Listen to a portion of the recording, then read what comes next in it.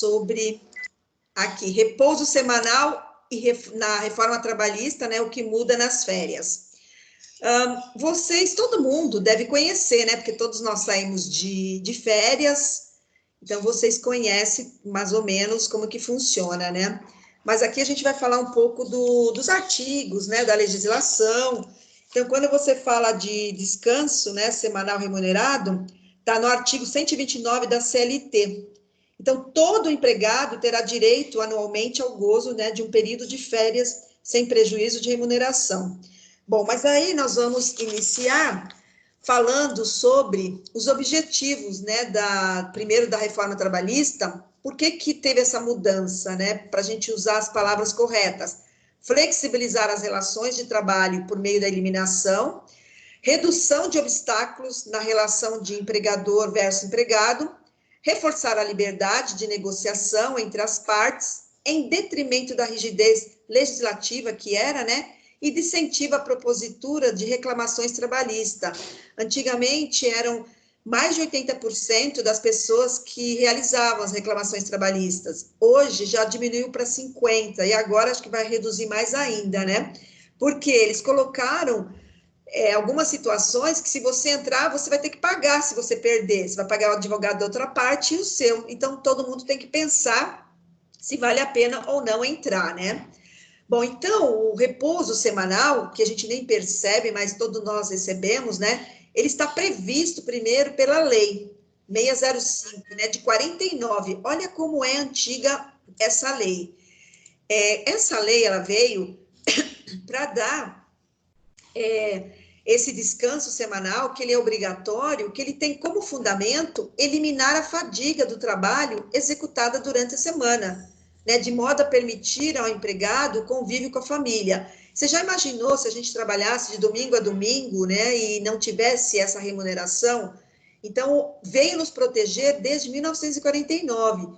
Então, a finalidade do DSR é permitir ao trabalhador o exercício de uma vida social para que tenha tempo disponível para práticas religiosas, desportivas e de lazer. Então, há ainda um aspecto econômico importante. O empregado descansado, ele tem melhor rendimento e melhor produtividade. O ser humano, ele não aguenta trabalhar a semana inteira, de domingo a domingo, né, com estresse, então ele iria adoecer muito mais rápido. Então, essa legislação, ela foi criada em 49, né, e é um direito assegurado ao trabalhador urbano ou rural, contratado, lógico, em regime de CLT. Então, está também no artigo 7º da Constituição Federal, além de contar com uma legislação específica 605. Então, tem 3 institutos regendo, né, a nossa garantia. Então, em todos os casos, os textos legais, ele defende que o DSR deve acontecer preferencialmente aos domingos, além de ter a duração de 24 horas consecutivas. Então, o que isso significa? Que não é possível fracionar o descanso entre 2 ou mais dias da mesma semana, tampouco adiá-lo para além do prazo definido, que é diferente de férias, que nós vamos comentar mais para frente. Então, mesmo quando a jornada de trabalho segue a escala 6x1, com rotina de segunda a sábado, o domingo deve ser preservado como dia do merecido repouso. Então, o DSR é um direito dos trabalhadores sobre o regime da CLT, não contemplando, porém, aqueles que trabalham, né, seguindo a escala 12/36, como veremos, né, mais para frente, os 2 outros casos do artigo 5º, né, dessa lei 605 de 49. Agora, quem tem direito ao DSR? Está no artigo 67 ao 70, amparado por essa lei. Então, na prática, isso significa que todos os colaboradores que são registrados em regime CLT têm direito a um dia de folga na semana, sem desconto no salário, que são 24 horas corridas. Geralmente, esse dia cai no domingo, mas, no entanto, não é fixo. A folga pode variar de acordo com o arranjo mútuo entre cada colaborador e seu empregador. Então, com a devida autorização do Ministério do Trabalho. Isso é uma fiscalização muito grande que acontece no RH, se você não cumpre o que está expresso na lei. Então, como é que funciona? As 3 principais características do desconto semanal remunerado são: a folga deve ser 24 horas seguidas e não é possível dividi-la em 2 dias ou 2 períodos diferentes. Então, o DSR deve correr a cada 7 dias trabalhado. Então, exemplo, se o desconto do colaborador for na segunda-feira de uma semana, ele não poderá folgar na quarta-feira da semana seguinte, pois serão mais do que 7 dias sem folga. Então, nesses casos, a empresa também é obrigada a pagar o valor do desconto semanal remunerado em dobro. Então, o dia mais comum para a folga é o domingo, porém, outros dias da semana também valem. Para isso, basta obter uma autorização do Ministério do Trabalho. Isso é tudo negociado, quem trabalha no RH que faz todo esse trâmite. Às vezes o funcionário desconhece isso, mas é um trabalho muito grande quem trabalha com a parte de administração de departamento pessoal. Então, nos casos de colaboradores que trabalham no regime de turnos ou plantões, que são os médicos, né, que são os porteiros, segurança também, 12 por 36, esses profissionais devem trabalhar 12 horas e folgar nas próximas 36 horas. Então, exemplo de um colaborador que trabalhou das 7 às 19 em uma segunda-feira, seu próximo turno será apenas na quarta-feira, no mesmo horário. Então, essa reforma trabalhista de 2017, ela presumiu que o contrato de trabalho do tipo 1236 exclui a possibilidade de descanso semanal remunerado.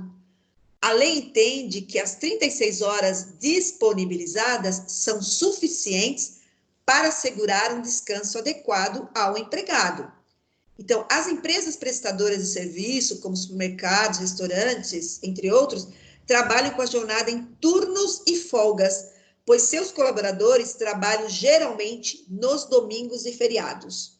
Então, neste caso, o desconto semanal, ele cai durante a semana, de acordo com a autorização também do Ministério do Trabalho, né? E de acordo também da empresa. Partindo disso, tem uma situação aqui, vamos lá.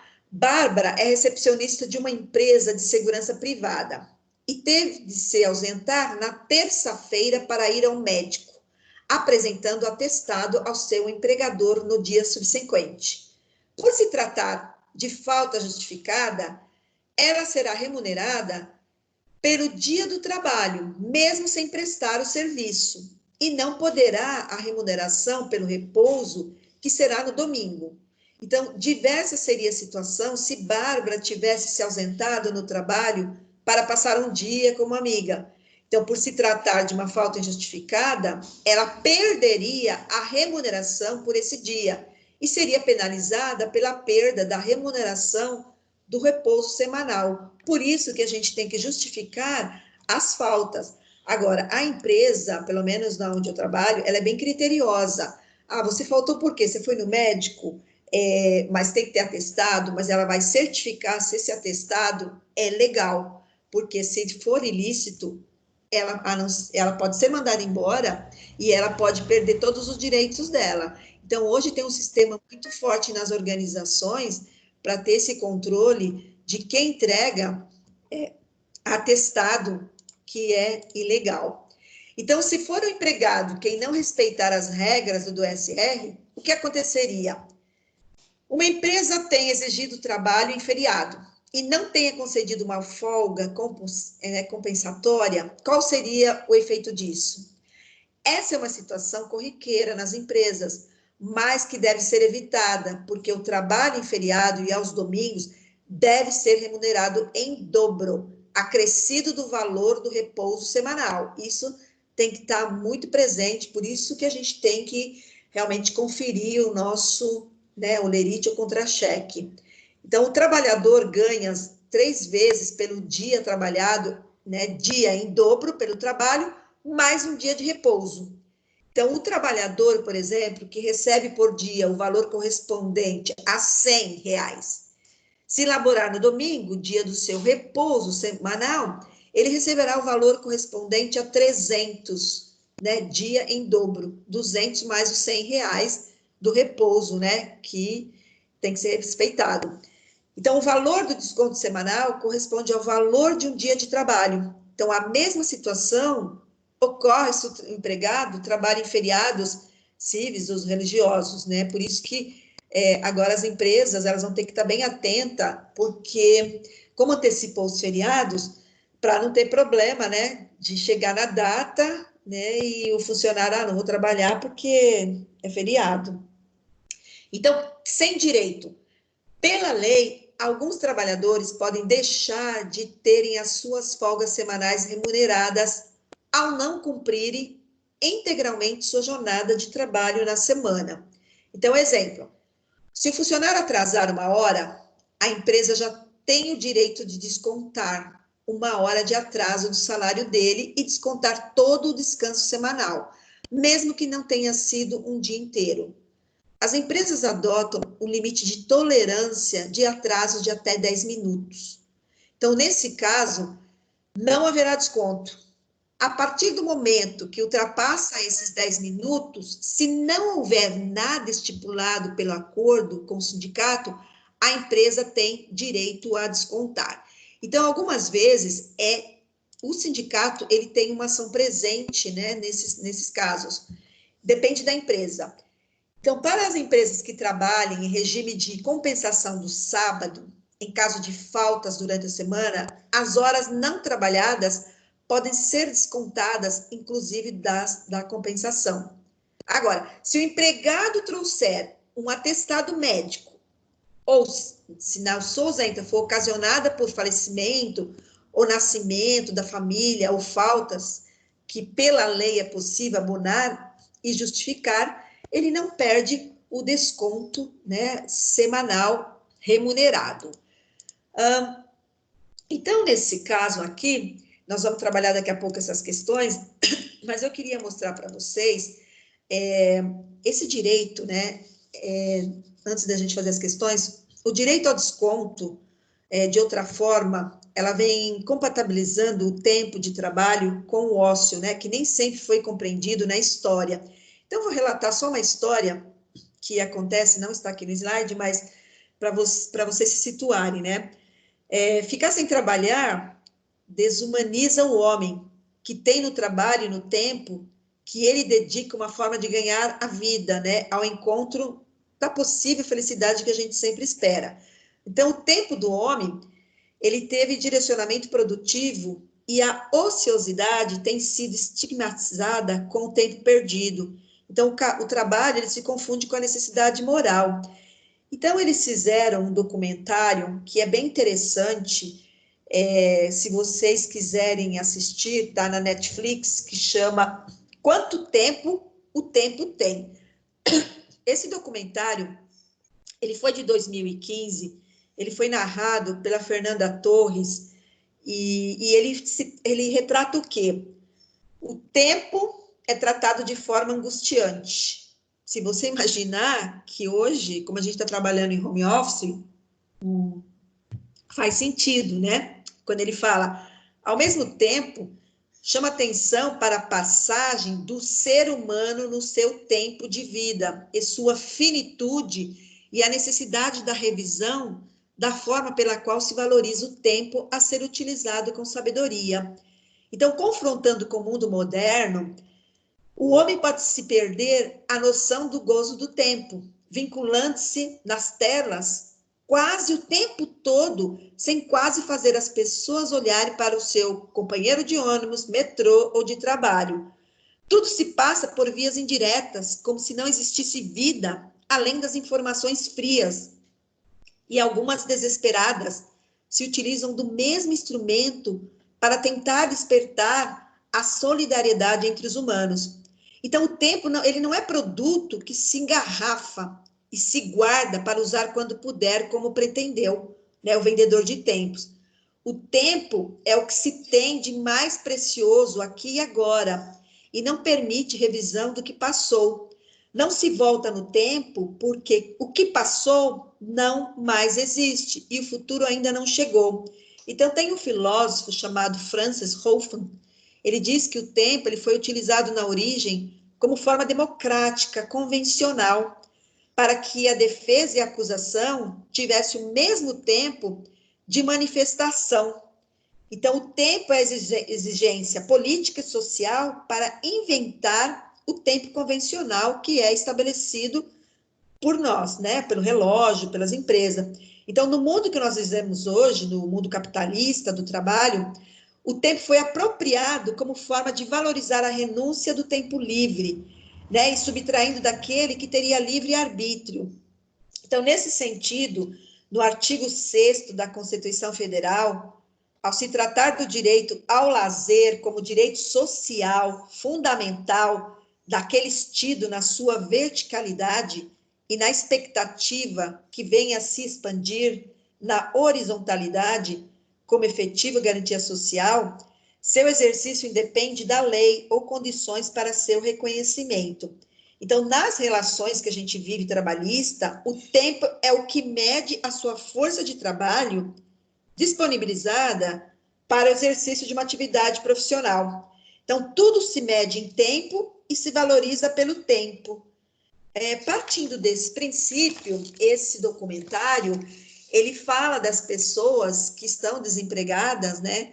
E a perda de tempo. Então, por isso que o seguro-desemprego, ele é um benefício previdenciário, né? Ou seja, ele inverte-se o padrão da incapacidade do trabalhador para o benefício. Então, a sociedade que está doente, e por essa razão, paga ao trabalhador desempregado, involuntariamente, o benefício, né, que dá substância para que ele consiga, né, se equilibrar e procurar outro trabalho. Então, o direito que ele fala ao gozo do tempo e à ausência do trabalho, ou é aposentadoria, que é conquistada, né, pela venda do tempo, de um período, né? Então, esse tempo, né, no campo trabalhista, o direito ao descanso semanal de 24 horas foi assegurado pela Constituição Federal em 1937, né, no artigo 137, e a CLT, ela dispôs no mesmo sentido, acrescentando, inclusive, intervalo de 11 horas entre jornada de trabalho. Então, esses tais direitos, eles podem ser ditos fundamentais porque é incondicionado e reconhecido como tal.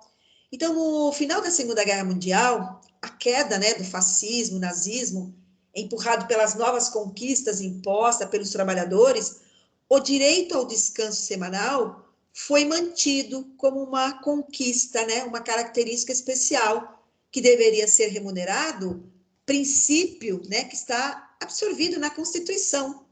Então, o que era um direito ao descanso passou a condição de valorização do tempo, né, de descanso, abandonando a prática anterior, de que somente se remunerava o tempo de trabalho, que teve uma época no século XVIII, XIX, era assim. Então, somente 3 anos após a promulgação da Constituição de 46 e a Lei 49, que a gente está falando hoje, que é a Lei 605, ela regulamentou a forma pelo qual o tempo de descanso seria remunerado e trouxe um aspecto razoável, né? A remuneração do descanso, ela passou a compor o salário mensal de dias trabalhados e não trabalhados. Então, o descanso garantido de 24 horas teria uma compensação pelo tempo médio dispensado pelo trabalhador nos dias trabalhados. Então, essa remuneração, né, desse descanso ficou condicionada ao cumprimento da jornada da semana anterior, criando um paradoxo comparativo ao direito, né, ao direito ao lazer, preservado e garantido, né, a qualquer custo para nós. Então, o direito ao descanso remunerado passou a ser um direito de conquista, porque se o trabalhador descumprir a duração do trabalho na semana, o direito ao remunerado de descanso semanal estará comprometido. Então, será descumprido se ele não cumprir, se ele faltar. Então, a direção do trabalho, né, está assegurado com a remuneração. Então, o mesmo raciocínio é adequado quando você fala de férias, né? Então, o direito fundamental ao lazer está condicionado ao trabalho de 12 meses para o mesmo empregador. E segundo, né, a escala de dias de folga, acordo com o número de faltas. Então, isso é uma coisa que a gente tem que sempre lembrar, a gente tem que sempre preservar a importância de a gente saber, né, desses nossos direitos. Nós temos direitos e obrigações, para que a gente possa estar recebendo, né, essa remuneração. Então, tem pessoas que faltam e não justificam e reclamam, né, sobre o porquê, se ela teve um problema, se o filho está doente, mas não levou no médico, né? Então, partindo disso, né, dentro da consolidação, só continuando o assunto, né, muitos pontos são obrigatórios para o cumprimento dos empregados, mesmo na reforma trabalhista, que foi implantada em 2017, esses termos ainda continuam valendo, né, isso que a gente acabou de falar.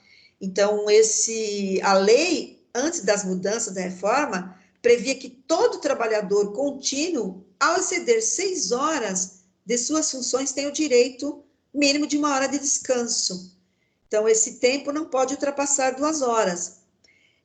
Então, está regido por lei. Então, essa é uma garantia para que todos nós que somos CLT, né, possamos estar recebendo essa remuneração. E aí vem, quando a gente fala, né, de férias também, que a gente vai falar de 2 tópicos hoje, né, que seria férias e descanso semanal remunerado, nós vamos falar um pouco das férias, né? Como é hoje? A CLT não permite fracionar férias apenas em casos excepcionais, quando pode ser dividida em 2 períodos. As leis atuais também permitem a venda de até 1/3 das férias. Isso foi antes, né, da reforma trabalhista. Mas hoje, como fica? Mediante acordo, as férias poderão ser divididas em até 3 períodos, sendo que um deles não poderá ser inferior a 14 dias corridos, e os demais não poderão ser inferiores a 5 dias corridos, cada um. Porque tem gente que quer tirar 20 dias e, né, 10. Só que na legislação já foi estabelecido como é que pode ser feito, né? Então, as férias trabalhistas, elas são um período de descanso remunerado e é concedida ao trabalhador após 12 meses de serviço. A legislação sobre férias consta na consolidação das leis do trabalho, na CLT, no decreto 1535 de 1977, e tem uma lei também, né, com a reforma trabalhista, que é a 13.467. Então, as férias, elas constituem o direito do empregado de abster-se de trabalhar durante um determinado período por ano, sem prejuízo do salário, desde que preenchidos certos requisitos. Então, sua principal finalidade é proporcionar ao trabalhador alguns dias consecutivos de descanso, capazes de restituir-lhes a energia, de modo a permitir o seu retorno ao trabalho em melhores condições físicas e psíquicas. Gente, como é importante você tirar férias. Você tira férias e você volta com as energias renovadas. Mesmo que você volte a primeira semana, já vai estar com estresse.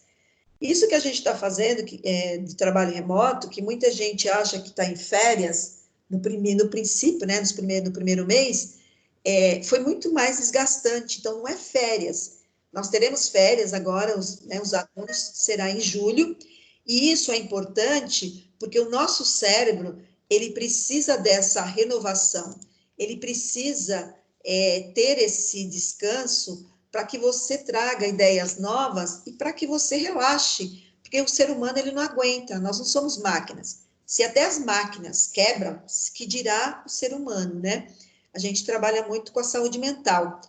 Então, trata-se de uma norma legal, inclusive ligada ao direito à saúde, pois diversas doenças surgem em trabalhadores fatigados, trabalhadores que trabalham demais, ou mentalmente ou fisicamente. O estresse, que todos nós já sabemos, ele afeta os órgãos internos, que seria estômago, rins, pulmão, útero. Então, ele vai acumulando, é uma somatória. Quando você é jovem, não aparece muito, começa a aparecer depois de uma certa idade, porque é acúmulos, né? Dependendo de como você levou a sua vida. Então, as férias, ela não constitui apenas um direito do empregado, mas também um dever do empregador. o que permite ao trabalhador exigir o cumprimento desse direito. No passado, quando a legislação já existia, mas o empregador não seguia muito a lei, quantos empregados trabalhavam 1 ano, 2, 3 anos sem férias?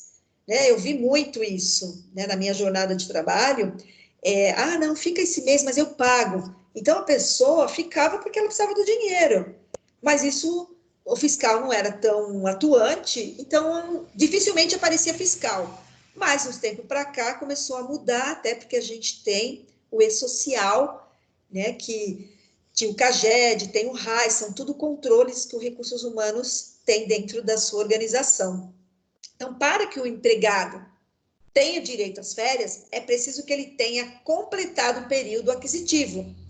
Esse período aquisitivo, ele corresponde ao período de 12 meses subsequentes à contratação do trabalhador. Exemplo, imagine o caso de uma pessoa ser admitida dia 1/8/2017, quando seu período aquisitivo estaria completo, 31/7/2018, ou seja, 12 meses subsequente à data da admissão. Então, após o preenchimento do período aquisitivo, o empregador ainda teria um período de 12 meses para conceder as férias, né, chamado de período concessivo. Não pode deixar vencer as segunda férias, porque às vezes a empresa pede para segurar. Então, o empregador, quem define o momento em que o trabalhador usufruirá das férias. No exemplo acima, as férias poderiam ser concedidas até 31/7/2019. Hoje já existe um acordo, né? O mês que você quer tirar, mas tudo vai depender da empresa. Você imagine uma área que todos têm filhos pequenos e que saem de férias, julho e janeiro. Todo mundo quer tirar nesse período. Mas aí a empresa tem uma negociação, 1 ano você sai, o outro ano é o outro, né? Porque tem que ter esse diálogo para você realmente poder sair, né? Então, um detalhe importante a respeito das férias diz respeito à possibilidade da concessão de uma forma fracionada. Então, o que isso significa? Que as férias não precisam ser concedidas de uma única vez, 30 dias corridos, permitindo, né, a lei que o empregador fracione esses 30 dias em até 3 períodos, desde que respeitado o período, né, concessivo.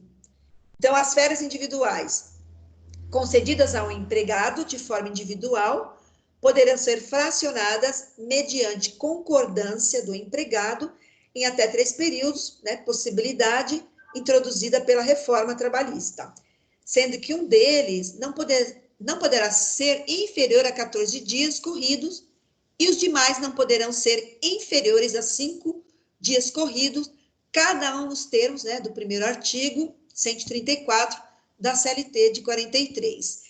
Então, isso aqui é dado muita ênfase, né? Inclusive no livro de vocês, lá no AVA, ele fala muitas vezes sobre isso, porque a grande maioria, né, vocês que são trabalhadores, vocês já conhecem isso, mas tem muitas pessoas que não conhecem, né? Por isso que a gente dá ênfase, né? Principalmente as pessoas que começaram a trabalhar recentemente. Então, férias, né? Chamamos de férias o período de 30 dias para descanso e lazer, a que tem direito o empregado a cada 12 meses de trabalho. Fazendo um resumo, ao sair em férias, o trabalhador recebe o salário do mês acrescido de 1/3 de abono. Então, o que são férias coletivas? Existem as férias coletivas, que é o parcelamento das férias em 2 períodos, com o prazo mínimo de 10 dias entre cada período. Porém, é proibido o parcelamento aos menores de 18 anos e aos maiores de 50 anos. Então, hoje, nós estamos um pouco desequilibrados na área de RH. Por quê? Tem empresas que estão dando férias, tem empresa que suspendeu o contrato, né? Então, e redução também de salário. E aí, lógico que vai voltar, mas isso por 3 meses. Então, se você marcou suas férias, e tem uns que estão dando férias coletivas também. É complicado, porque se você se planejou e você não vai poder tirar no mês, você vai ter que esperar mais 1 ano, né? Mas nesse momento não tem o que fazer. Então, o direito a férias anuais remuneradas, a gente tem que pôr, é garantido para todo trabalhador, né? E esse período, lazer é concedido ao cidadão após 1 ano, né, de vigência do contrato. Se a gente comparar a nossa CLT E como é regido em outro país, não existe comparação, porque lá você pode entrar 2 meses, você já pode tirar, você tem direito a tirar uns de 2, 3, 4 dias de férias, né? Você não precisa esperar um ano. Então, a vantagem, mas eles também não têm garantia que nós temos aqui. Tem vantagem e desvantagem, né? Então, quando a gente fala de abono pecuniário, que é facultado ao empregado converter 1/3, né, do período de férias a que tiver direito em abono pecuniário, no valor da remuneração que lhe seria, né, devida nos dias correspondentes. E está no parágrafo também que o abono de férias deverá ser requerido até 15 dias antes do término do período aquisitivo. Como funciona o RH? Quando está chegando as suas férias, nós temos um controle. Então, nós vamos na área, entregamos para o nosso, para o gestor da área e fala, olha, a sua equipe tem que tirar férias tal dias. Já é estabelecido, e às vezes você vai falar com o seu funcionário e ele não concorda, porque ele pensou, né, em tirar no mês que está estabelecido. Mas como às vezes nós somos obrigadas a tirar, porque já venceu o primeiro período, então não tem o que fazer, você tem que tirar de qualquer jeito. Então, férias, concedido ao empregado que completar 1 ano de trabalho. Chamamos de aquisitivo, o tempo que o empregado precisa trabalhar para tirar as férias, de 12 meses. Chamamos período concessivo a data que o empregador tem para dar as férias para o empregado de 12 meses. Então, tem uma diferença, tem algumas questões que a gente vai aplicar, que vai falar, né, por exemplo, qual a diferença do isso aqui, aquisitivo e concessivo, né? Então, lembrar que aquisitivo é o tempo que o empregado precisa trabalhar para tirar as férias, e o período concessivo é a data que o empregador tem para dar as férias, né, de 12 meses. Bom, se a gente vê aqui, admissão, início do período aquisitivo, 12 meses, tem o término do período aquisitivo, início do período, 12 meses. Isso aqui a gente faz uma régua dentro da empresa. Você imagine o trabalho, é que hoje, graças a Deus, tem o sistema que ele faz tudo, né, pela pessoa, você só tem que inserir nos dados. Mas antes a gente tinha que fazer isso manualmente. E se você tem uma empresa grande, era humanamente impossível, você demorava muito, tinha que ter muita gente no departamento para fazer a folha de pagamento. Hoje, com o sistema, né, com a tecnologia, nós fazemos até rápido, né? Para você só vai inserindo os dados, faz a conferência, né? E coloca e já sai o seu período que você tem que sair até com seus valores, né? Então, por exemplo, caso o período concessivo passe do vencimento, ou seja, ultrapasse 12 meses, será considerado como férias vencidas e deverá ser paga em dobro. Só que a empresa não gosta de pagar isso em dobro, então ela faz uma negociação com o funcionário. Isso dificilmente alguém recebe em dobro, só se for muito gritante. Eu já trabalhei assim, mas sempre eu fiz a negociação e a empresa pagou normal. Porque se você paga em dobro, sabe o que acontece? Vai a fiscalização lá e vai ver lá no relatório.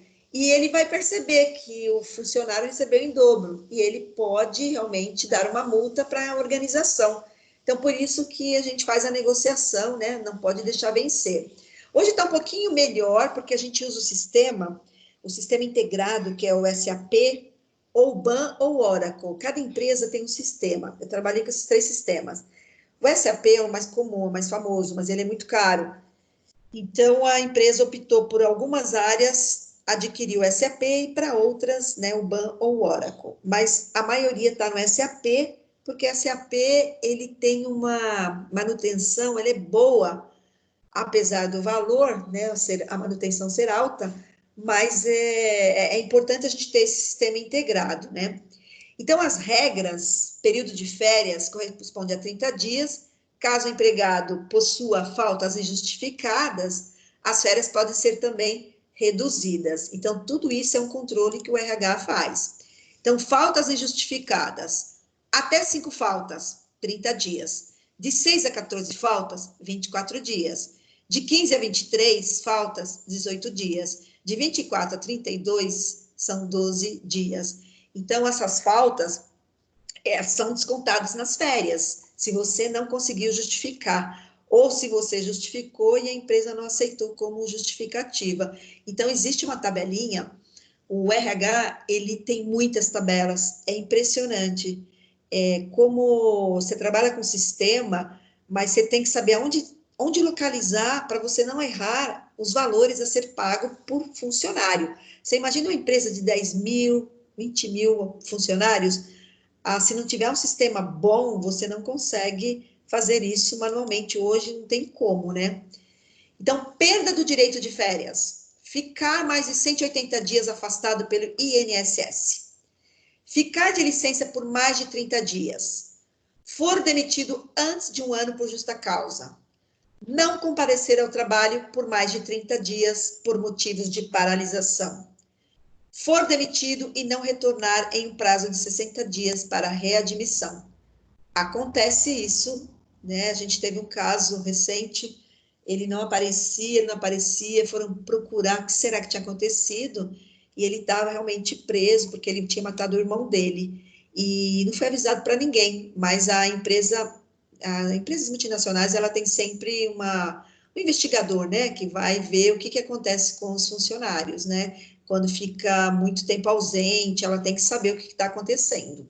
Então, não adianta a gente se esconder, que tem como a empresa descobrir até quando você é ilegal, mas as empresas fazem. Então, você vai entrar na empresa, ela vai puxar o seu relatório de se você está devendo no mercado, aí na praça, se você tem algum processo penal, se você tem algum processo civil, se você entrou com processo trabalhista por alguma empresa.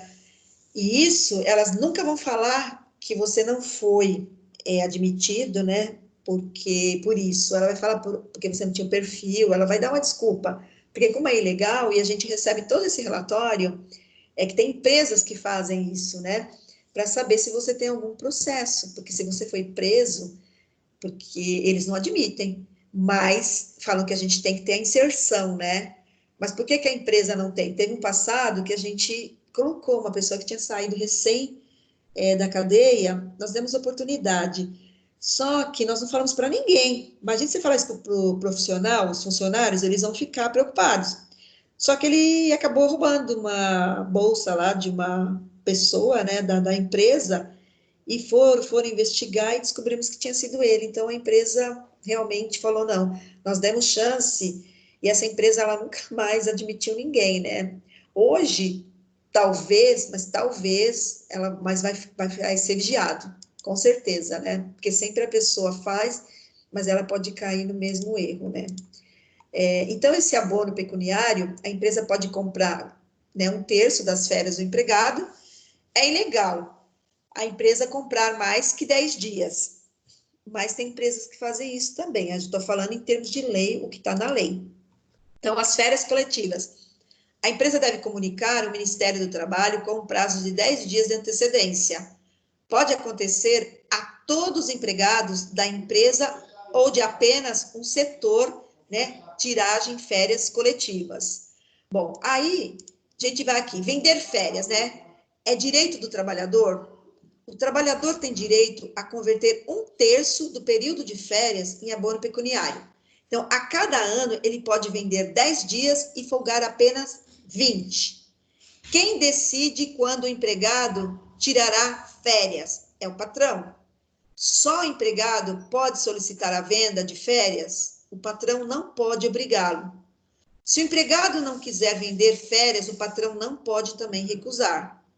Então, não podem ser vendidas mais do que 10 dias de férias. Um terço de férias é igual a um terço do valor do salário. Então, o pedido para vender férias deve ser feito até 15 dias, antes do fim do período aquisitivo. Após, o patrão não é obrigado a concordar. Então, nós temos que negociar o tempo todo hoje com a empresa, porque a nova legislação, ela nos dá, né, essa opção. Então, graças a isso, a gente fica um pouco mais flexível, né, para a gente poder negociar. Então, algumas situações que podem mudar a forma de concessão das férias. né, em alguns casos, e perder o direito. As férias de 30 dias são concedidas ao trabalhador que tenha nenhuma falta ou até o limite de 5 faltas injustificadas. Então, tem o critério, são muitos critérios. Eu peguei alguns. O trabalhador que tiver entre 6 a 14 faltas não justificadas terá suas férias reduzidas para 24 dias.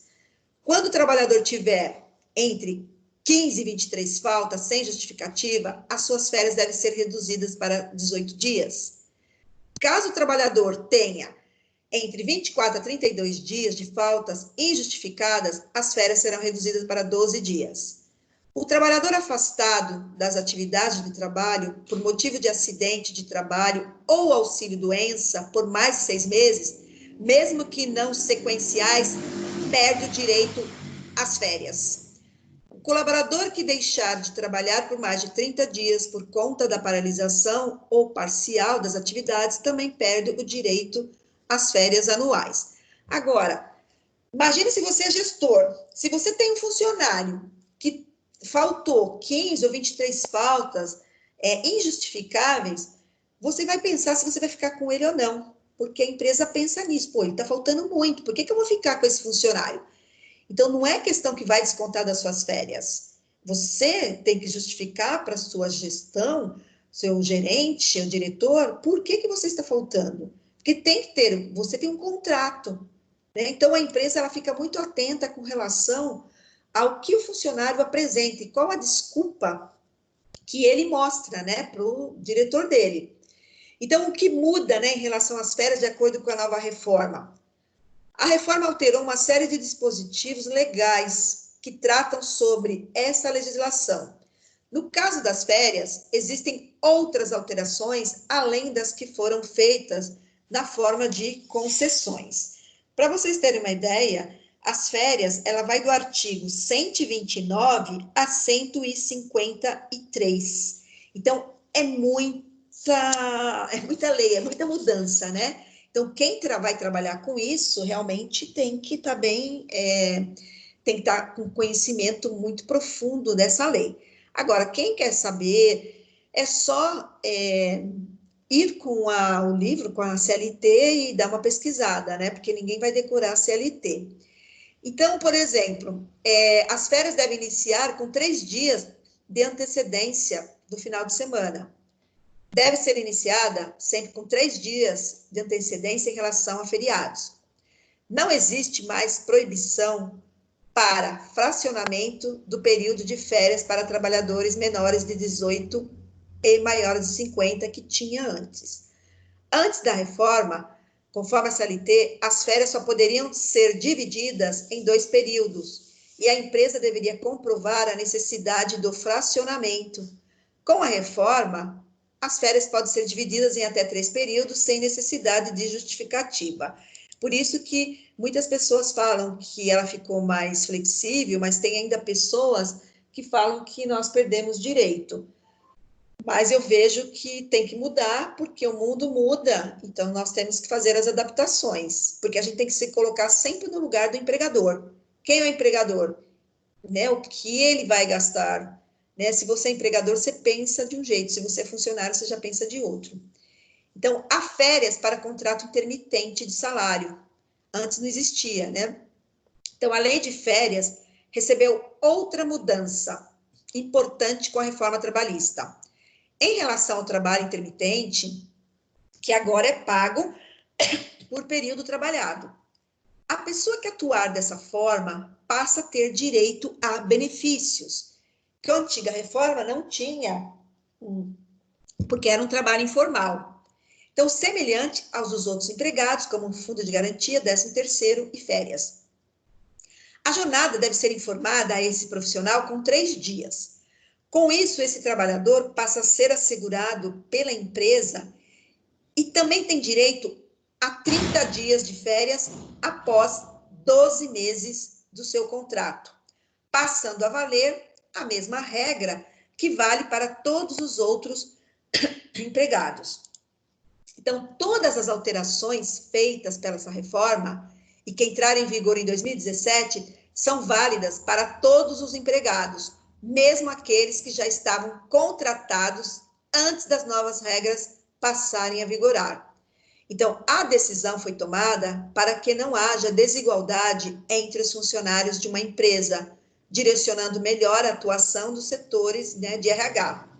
Também é importante, né, lembrar aqui que todos os acordos coletivos e convenções feitas entre trabalhadores e donos das companhias passam a prevalecer sobre o que diz a CLT, diferentemente do que ocorriam antes. Então, partindo desse princípio, que a gente fala, o que a lei diz sobre as férias para quem é contratado com a carteira assinada? Então, aqui a gente tem que dar destaque no quê? Primeiro, começa com o artigo 129, que determina que todo empregado tem direito a férias anuais. A Constituição de 88 assegura isso, o mesmo direito. E ainda prevê que o trabalhador deve receber 1/3 a mais do que seu salário habitual. O que a reforma trabalhista, aprovada pelo Senado em julho, né, de 2017, muda é a possibilidade de dividir as férias em 3 períodos. Então, a Organização Internacional, que é a OIT, entende que as férias são um direito essencial para garantir a segurança e a saúde do trabalhador. Existe esse instituto desde 1919, então ele regula, ele controla também para ver se a empresa está cumprindo os seus deveres. Agora, o que a lei prevê sobre as férias para quem é pessoa jurídica? A legislação não dá direito a férias. Quando falamos de um funcionário autônomo que não tem vínculo direto com a empresa, ele não possui direito a férias. Isso porque quem paga os dias de folga é o empregador ou o próprio empresário. Quem define o período das férias? A empresa tem o direito de definir o período na qual o funcionário irá tirar suas férias, independente da vontade ou concordância do empregado. Já o empregado, ele decide se gostaria de dividir os dias de férias ou tirá-los de forma corrida. Então, ele pode fazer essa opção. A partir de qual momento é possível tirar férias? Então, no Brasil, o empregado precisa completar 12 meses de vigência do contrato. Ou seja, no primeiro ano de contrato assinado, o trabalhador não tira férias.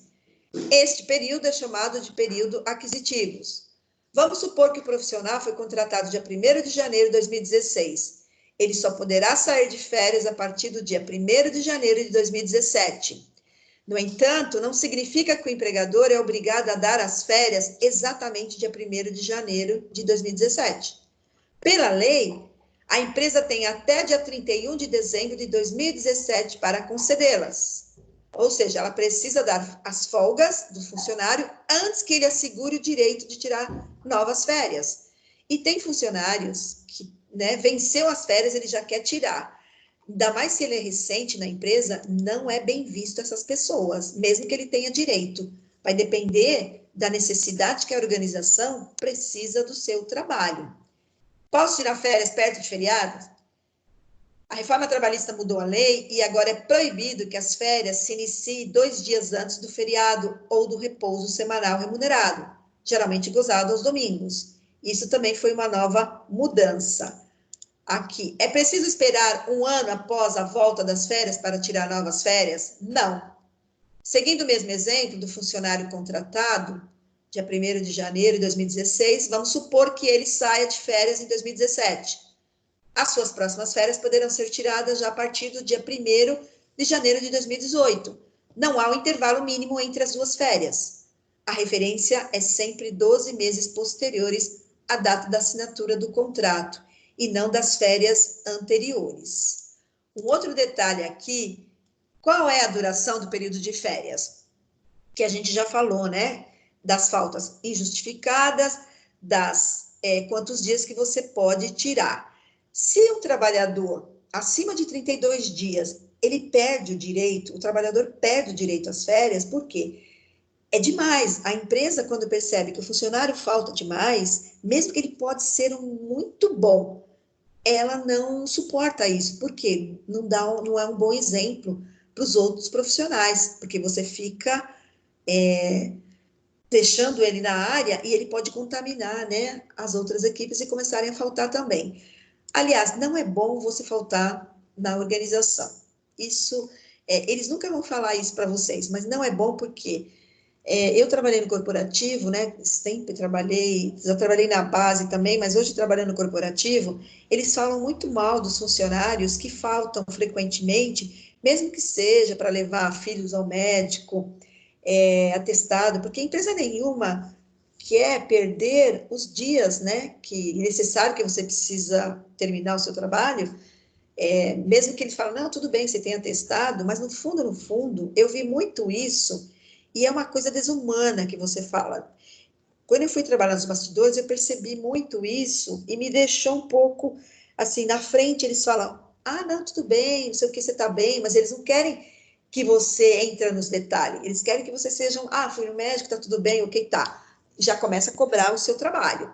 Então, é complicado isso, né? Quando você percebe isso. Mas quando eu trabalhava, por exemplo, no marketing, eu trabalhei 3 anos, eu não via isso, eu via de uma outra forma. Agora, quando eu fui trabalhar nos bastidores, junto com a presidência, com a direção, e eu vi o que acontece nos bastidores corporativos, aí eu tive um pouco de decepção. Em empresas grandes, vocês não acreditam, cada coisa que você ouve, né? Você tem que ficar quietinha. Mas aí você vai montando o seu quebra-cabeça, você vai amadurecendo e você vai tentando fazer o seu melhor. Eu nunca faltei na empresa, até porque, mesmo antes de eu ir para o RH, eu sempre cumpri minhas obrigações. Eu tinha uma preocupação de deixar na mão, né?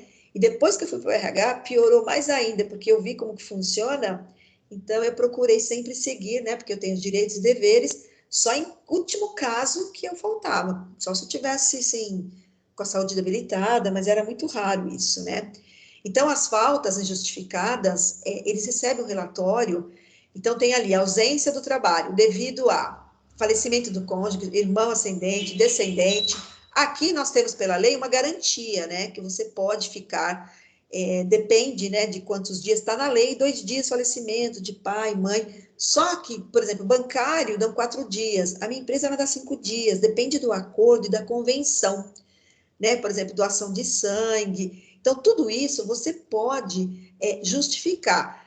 Não tem problema esse tipo de falta, né? Porque é necessário. Então, é possível dividir as férias, né? Que nós já falamos. As férias, elas podem, no período de 30 dias corrido, mas admite que em casos excepcionais, as férias fossem concedidas em 2 períodos, um dos quais não poderia ser inferior a 10 dias corridos. Então, esse fracionamento vai depender se você quer ou não, se vale a pena ou não. Muita gente faz fracionado porque tem medo de perder o emprego. Se você ficar 30 dias, é muito. Então, tem pessoas que já pensam, eu não vou tirar férias, vou tirar fracionado. E hoje em dia, realmente, às vezes é um risco, né? Porque quem fica no seu lugar pode ser melhor ou pode fazer o trabalho e a empresa vai pensar, ainda mais se o seu salário for maior do que a pessoa que estiver substituindo você. Então, o fracionamento ele tem que ser de concordância com o empregado. A empresa não pode decidir por si só.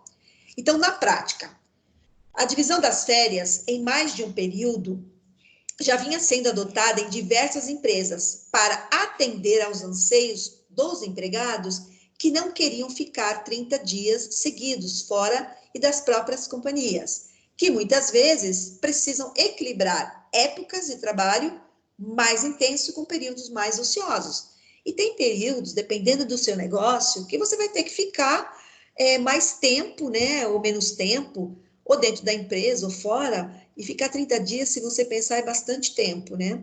Então, de acordo com os advogados consultados, né, o fracionamento deverá valer, inclusive, para os funcionários com menos de 18 anos e mais de 50 anos, o que era proibido na reforma anterior, né? Porque foram feitas várias reformas, né, desde 43. Então, quando deverá ser feito o pagamento das férias? A remuneração deverá ser feita 2 dias antes do início. Muitas pessoas ficam confusas com relação à remuneração no período das férias, já que geralmente ocorre um adiantamento do salário do mês. Então, normalmente, o pagamento é feito pelas empresas depois de concluído o mês. Então, nesse caso, ele, né, ocorre já desde o início, antecipa. Então, exemplo, vamos supor que você tire férias em outubro. tenha vendido 10 dias e receba 2 vezes ao mês da empresa, dia 5 e dia 20. Você irá sair de férias entre dia 10 de outubro e 30 de outubro. No dia 5 de outubro, receberá o dinheiro referente ao pagamento do mês de setembro e o salário do mês de outubro, além do adicional de férias. Então, no dia 5 de novembro, apenas ganhará pelos 10 primeiros dias trabalhados de outubro e pelos 5 primeiros dias de novembro. Ou seja, por já ter recebido seu salário de outubro, junto ao adicional de férias, você não receberá em 5 de novembro seu salário integral. Então, é importante lembrar que as férias não garantem o pagamento de um salário a mais, além daquele referente ao mês. Então, o extra é de somente 1/3 a mais do salário. Há muita confusão, principalmente quando é o primeiro emprego, as pessoas às vezes não entendem como é que funciona. Então, nessa questão, quando a gente faz o programa de integração dentro da organização, a gente explica isso para o novo funcionário que está entrando. Mas tem empresa, né, empresas pequenas não faz isso. A gente explica os benefícios e como será feito o pagamento, as férias, se ele sai antes, né, do período de 12 meses. Então, tudo isso é conversado. Então, o trabalhador, ele pode vender suas férias, né? A gente fala assim, essa é uma opção que o empregado tem caso deseje converter, né, uma parte das suas férias. Então, o funcionário, ele pode vender no máximo 10 dias. Então, isso tem que ficar muito bem claro, né? E tem uma questão aqui que vale a pena lembrar, que o valor recebido pelos dias de férias vendidos não são passíveis de cobrança de imposto de renda. Então, o abono deverá ser requerido até 15 dias antes do término do período aquisitivo.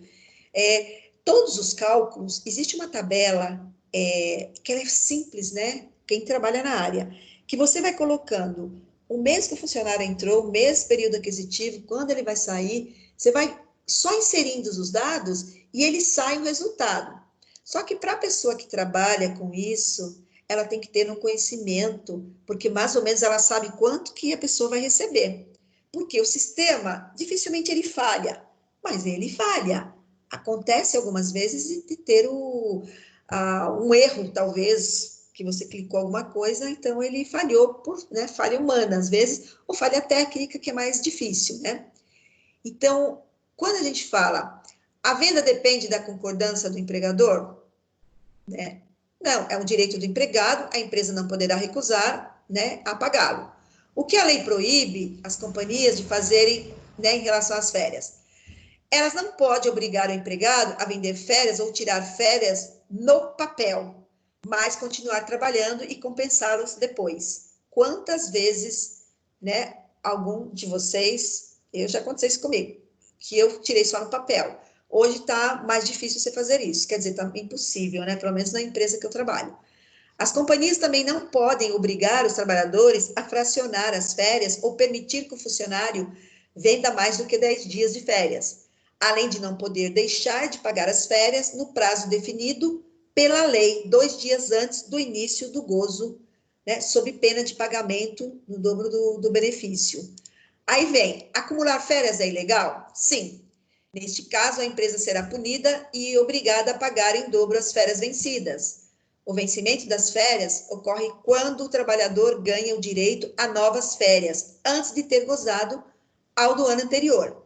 Então, o profissional demitido, por justa causa, tem direito a receber férias proporcionais? Não. A Convenção 132 da Organização Internacional, ratificada pelo Brasil, né, não confere ao trabalhador dispensado por justa causa o direito às férias proporcionais na rescisão. Gente, é complicado você ser mandado embora por justa causa, porque você suja a sua carteira profissional e quando as empresas vão fazer o rastreamento, ela percebe que você foi mandado embora e liga até para o seu gestor para saber o que aconteceu. Então, a gente tem que procurar fazer o máximo possível que podemos, né? Porque nós somos empregados e a gente tem que cumprir com a lei, né? E com o que a organização quer de cada um. Funcionário demitido. Quem é demitido tem direito a receber férias proporcionais àquelas garantidas ao empregado demitido sem justa causa, segundo o artigo 146. Então, dessa forma, salvo nos casos de demissão por justa causa, o empregado tem direito a remunerá-lo relativo ao período aquisitivo incompleto de férias, ou seja, férias à proporcionalidade, né, de 1/12 por mês de trabalho. Isso só não ocorre o período que o funcionário trabalhou na empresa foi inferior a 14 dias. Então, nesse caso, ele não tem direito a férias proporcionais. Tudo é muito regrado, tudo é muito regulado, tudo é muito certinho, dificilmente dá para você escapar. E aí a gente fala, é possível receber uma parte do 13º nas férias? Sim. O empregador pode pagar entre os meses de fevereiro a novembro de cada ano. Então, um adiantamento de até metade do benefício durante as férias do empregado. Mas o empregado precisa requerer isso no mês de janeiro anterior às suas férias. E a empresa não tem a obrigação de conceder, né, se ela não quiser. Então, posso ser demitido durante as férias? Não. Durante as férias, o contrato de trabalho encontra-se interrompido e nenhuma das partes pode praticar, né, qualquer ato no sentido de rompê-lo. Ou seja, não pode haver pedido de demissão ou dispensa sem justa causa. Porém, ao retornar das férias, o empregado não tem garantia de estabilidade. Ele já perde, né, e a empresa pode mandar ele embora, sim. Aqui nós falamos também como funcionam as férias, né? E aí eu queria tocar num ponto, né? Nesse funcionário em contrato intermitente, ele tem direito às férias? Sim. A reforma trabalhista garante o direito a férias também ao funcionário que tem o chamado contrato intermitente. O empregado terá direito a férias de 1 mês a cada 12 meses trabalhados. Só que ele tem que estar com 12 meses, né? E às vezes ele trabalha 1 mês, vai trabalhar daqui 3 meses ou 2 meses, ele tem que ficar procurando, né? Agora, quando o funcionário perde o direito a férias, né? O contrato pode ficar aqui, ó, suspenso, né? Quando você fala suspenso, em diversas situações, como doença, acidente, paralisação da empresa, prisão preventiva, faltas injustificadas.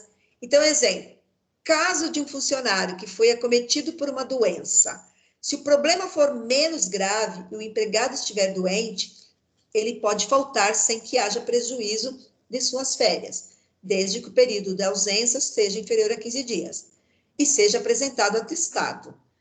Somente a partir do 16º dia de afastamento se transforma em suspensão do contrato de trabalho, enquanto então o ônus pela remuneração do empregado passa a ser do INSS. Nesses casos de suspensão, o artigo 133 da CLT, ela prevê que o empregado ficar afastado por mais de 6 meses, seja esses contínuos ou não, em gozo de auxílio-doença ou por acidente do trabalho, durante o período aquisitivo das férias, ele perde o direito a elas. Então, tem que ficar muito atento. Tem pessoas que, por exemplo, se machucaram agora na Covid, uma funcionária, ela quebrou os 2 dedos e deram 30 dias. E ela falou com o médico que ela não queria ficar 30 dias, senão é uma parte burocrática, né? Então, ela negociou para que ela voltasse nesses 15 dias, né? Da recuperação dos dedos dela, que ela estava com pino. Né? Então, o que ela fazia? Ela ia enfaixado, mas como a fiscalização não está indo nas empresas, então ela... pelo menos ela não teve problemas, mas se é uma empresa que tem uma fiscalização, mesmo enfaixado o dedo, ela não poderia estar trabalhando com esse dedo enfaixado.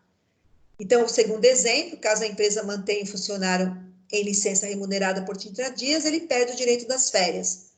Ao dispor dessa forma, a lei quis apenas evitar a duplicidade de gozo de férias conquistado no mesmo período. Isso não afasta, contudo, a obrigação da empresa de pagar a remuneração das férias prevista em lei. Teve uma época que uma das organizações que eu trabalhei que não tinha esse controle. E você tirava férias, você tirava 1 mês, depois você tirava mais, não tinha controle. Então, todo mundo aproveitava da vulnerabilidade dessa empresa e fazia isso. Então, foi muito ruim, porque depois a empresa percebeu e viu que você fazia propositalmente. Mas essas pessoas foram mandadas embora, né? Porque sempre a gente pode a ter alternativa, né? Agora, os dias de férias coletivas podem ser descontados em suas férias? O empregador não é obrigado a tratar as férias coletivas como dias extras de folga. Então, o período pode ser descontado das férias do funcionário. Cabe à empresa decidir quando as férias coletivas ocorrerão e avisar ao sindicato do Ministério do Trabalho. Bom, a legislação, aqui eu vou fazer uma pausa que eu gostaria de perguntar para vocês o seguinte: quando vocês saem de férias, que todo mundo já saiu, o que é mais comum? Você vender as férias, você tirar 30 dias, ou você negocia com o seu empregador? Qual é o mais pedido dentro da organização que vocês trabalham? Como que funciona?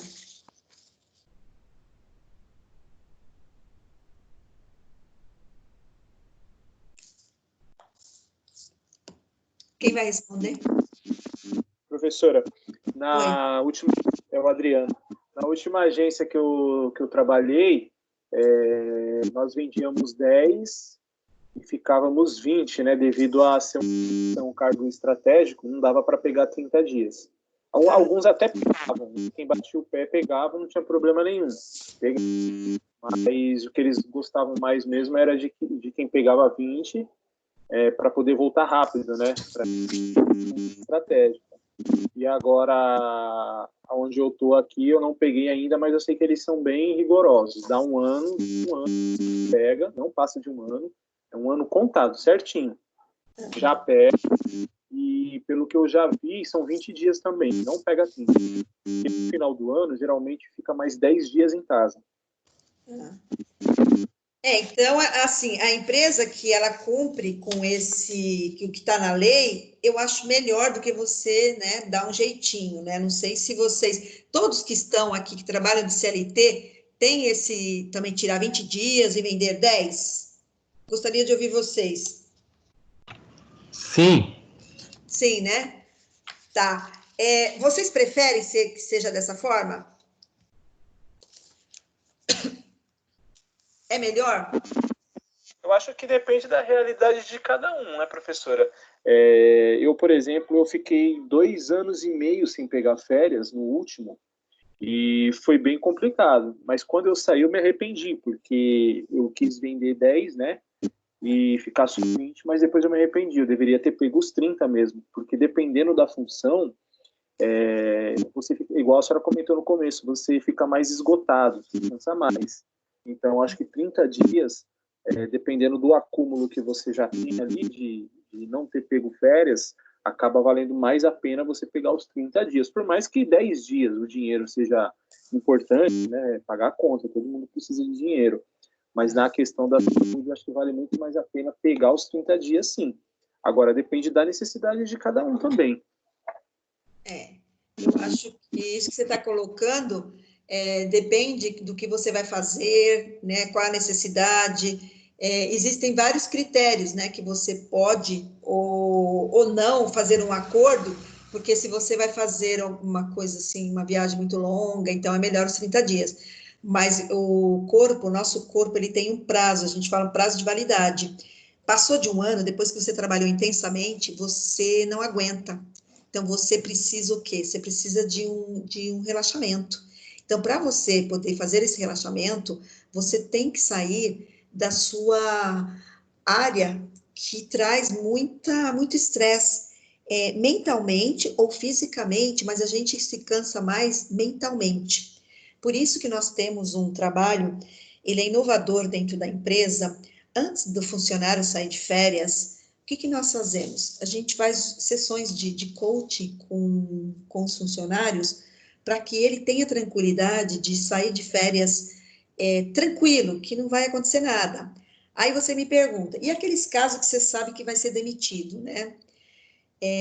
Quando acontece isso, a gente espera, ele passa os 30 dias, ele fica mais um mês, às vezes 2 meses, e depois a gente demite, né? Quando acontece isso. Então, a gente tem uma forma, a ansiedade hoje está muito grande nas organizações, e a gente está percebendo porque você não tem só a sua jornada de trabalho na empresa, você tem a sua jornada em casa. Quem tem criança, né, quem tem filhos pequenos, quem tem pai e mãe para cuidar, e principalmente agora, no momento que a gente está vivendo, que nós temos que dar suporte para várias pessoas ou da família, né, e trabalhar intensamente, a nossa cabeça parece que a gente vai parar falando, eu preciso de férias. Só que se você pensar, nós não vamos assim, no momento você vai ter férias escolares, mas férias da empresa, as empresas não estão dando férias para aquele, né, negócio que precisa estar presente. Ele está dando férias para aquelas pessoas que o mercado, por exemplo, de calçados, para aqueles que ficaram na fábrica, porque não tem o que fazer, então vai tirar férias. Mas isso, e mesmo assim, você tirar férias no momento desse, você descansa a cabeça? Vamos responder, descansa ou não? Na verdade, eu acho que piora, né, professor? É um efeito ao contrário, principalmente porque você não sabe se você vai voltar empregado ou se você já vai fazer parte de um possível corte, né? Exatamente. Então dá o quê? Dá uma ansiedade, não dá? Uma ansiedade grande. Sim, eu tenho conversado com várias pessoas da agência aqui que a nossa empresa trabalha e o pessoal lá, todo mundo está tirando férias. E hoje eu também tive conversando com uma outra pessoa lá que ia pegar férias, agora não vai mais porque vão reduzir o salário dela. E ela tava pistola, né? É, isso é o que está acontecendo na grande maioria das empresas, e às vezes não tem muito o que fazer, viu? Porque está muito intenso, né, essa preocupação das empresas de manter o trabalho, mas se a gente não tiver consciência que é por uma causa, porque o que está acontecendo não é porque você é incompetente, que às vezes você se sente incompetente, né? Isso é muito complicado, né, na vida das pessoas. Então, está mexendo muito. Você ficar em casa, ainda mais você vai tirar férias para ficar em casa, não pode sair para lugar nenhum. Então, a questão do isolamento já foi comprovado isso, que a nossa cabeça ela não aguenta muito. Ela precisa realmente de você bater papo com alguém, você trocar ideias, você fazer um trabalho que você esteja seguro, né? Então, são muitas relações que acontecem, né, nas organizações. Agora, vocês, eu queria ouvir de vocês, dentro dessa reforma trabalhista que vocês ouviram até agora, vocês acharam que foi importante ter essa reforma e por quê?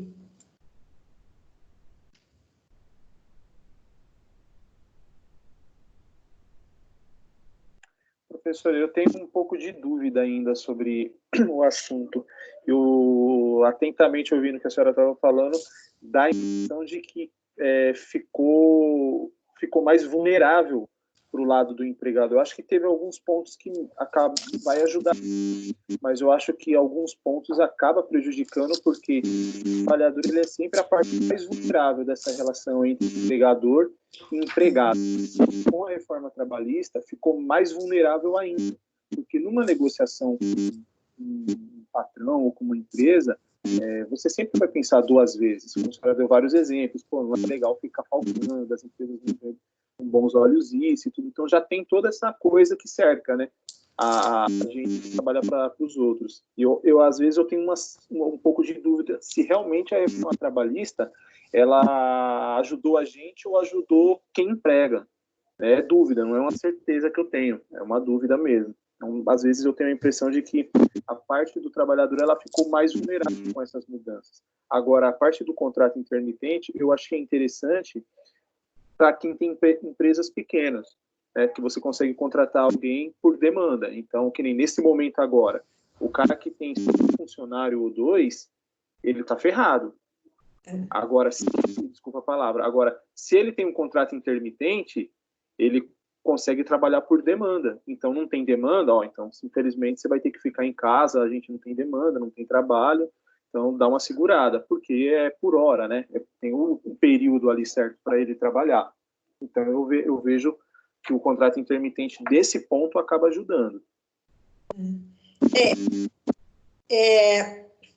Alguém gostaria de comentar outras coisas para eu comentar depois? O que vocês acharam da reforma trabalhista? Quais são os benefícios que vocês estão vendo? Quem beneficia mais, os trabalhadores ou os empregados? Foi equilibrado, né, professora? Porque muito informal ficou formal, tipo desses trabalhos eventuais, intermitentes, esses de garçom, ficou equilibrado. Acho que a diferença fica 49, 51 para os lados, ficou bem equilibrado. Porque a interpretação ela é bastante polêmica, viu? Teve muitas polêmicas, e isso que o Adriano colocou procede que tem gente que fala que ficou mais para os empregadores, e tem casos que até procedem, eu até acredito também, né? Porque o funcionário ficou um pouco mais vulnerável, mas ele também ajudou em algumas coisas, né? Então, há diversos especialistas da área, né? Que fala que trouxe benefícios para os empresários, né? Então, teve mudanças inconstitucionais também, teve exemplo de trechos polêmicos da reforma, alteração em relação ao trabalho em lugares insalubres, com exposições de mulheres grávidas, né? Outro ponto que também foi falado da jornada de trabalho, que passa de 25 horas para 30, sem hora extra, a modalidade da jornada de 12 por 36, que é utilizada principalmente na saúde, poderá ser aplicada em outras categorias também, que foi bom. Então, teve muitas discussões, e o imposto também sindical também deixa de ser obrigatório, que foi importante, né? Teve, na época, né? O advogado também, eles defendem, né, que essa reforma, ela deveria também correr a reforma fiscal juntamente com a trabalhista, né? As negociações interpessoais que você tem que negociar com o seu empregador, e se você é uma pessoa muito retraída, você tem uma dificuldade muito grande também de você se expressar, de conversar, de pedir, né? Nós tivemos também banco de horas, né? A implantação também do banco de horas, que também regula, né? Que é no artigo 59. Então, nós tivemos, assim, muitas mudanças, mais de 100 artigos, e vai incluir outros artigos agora, pós-pandemia. Está tendo um estudo, o que vai entrar para ter esse trabalho remoto mais oficial, já está na lei, já tem, só que eles precisam melhorar, né? Como o nosso assunto hoje é de férias, né? A mudança é que ela pode ser dividida em 3, né? Feita a negociação, e não poderá ser inferior a 14 dias também. Aí teve a questão também da terceirização também, que é importante. Teve um caso, não sei se vocês ouviram, que a Universidade Estácio de Sá, ela promoveu uma demissão em massa de seus professores em dezembro de 2017. Vocês ouviram falar desse tema, desse assunto? Qual que era o objetivo? Elas demitiram em dezembro. O objetivo era, a finalidade, recontratar os professores por um valor mais baixo para a instituição. Então, descobriu isso porque os professores falaram, né, porque foi todo mundo, a ação, ela não é proibida por lei. No entanto, o texto prevê que a empresa que readmitir funcionários com regime de CLT para atuarem como terceirizados deverão esperar pelo menos 180 dias para a contratação. Então, isso está na lei. Então, essa mudança, né, ela tinha que ser um pouquinho mais clara, porque no novo texto ela não falava isso, né? Foi. Inclusive, esse exemplo que a senhora deu, eu estava dando ao mesmo tempo uma olhada aqui sobre essa dispensa. Eu vi que antigamente, para eles dispensarem de maneira coletiva muitas pessoas ao mesmo tempo, antes dessa reforma, eles precisavam discutir com o sindicato. Então, se essa reforma não tivesse sido, por exemplo, aprovada, a Estácio já não poderia ter feito essa dispensa, porque eles teriam que fazer com autorização do sindicato da categoria. Então, muita gente aproveitou e está usando a reforma para se beneficiar. A questão das grávidas também, da insalubridade, né, que foi bem complicado daí também. O ponto que você tocou é super importante, né? Agora, teve pontos positivos, por exemplo, um deles é esse que a gente está falando hoje, que é o parcelamento das férias entre as 3 vezes, né? Então, eu acho que isso aqui foi positivo. Garantia de condições iguais para terceirizados também. A reforma ela garante aos trabalhadores terceirizados os serviços que forem executados na dependência da empresa, alimentação, né? Atendimento médico, as empresas que têm ambulatório dentro, né? E a desburocratização também para receber seguro-desemprego e sacar o fundo de garantia também. Então, ela excluiu a necessidade de homologação na rescisão do contrato, né? Então, agora basta as anotações da rescisão, que a gente vai ser um dos tópicos que a gente vai falar nos próximos, né? A permissão da rescisão também do contrato, né? Também horário de almoço de 30 minutos, que você pode... A reforma, ela permite que a convenção ou acordo diminui o horário de almoço e descanso das jornadas de trabalho, pelo menos 6 horas diárias, né?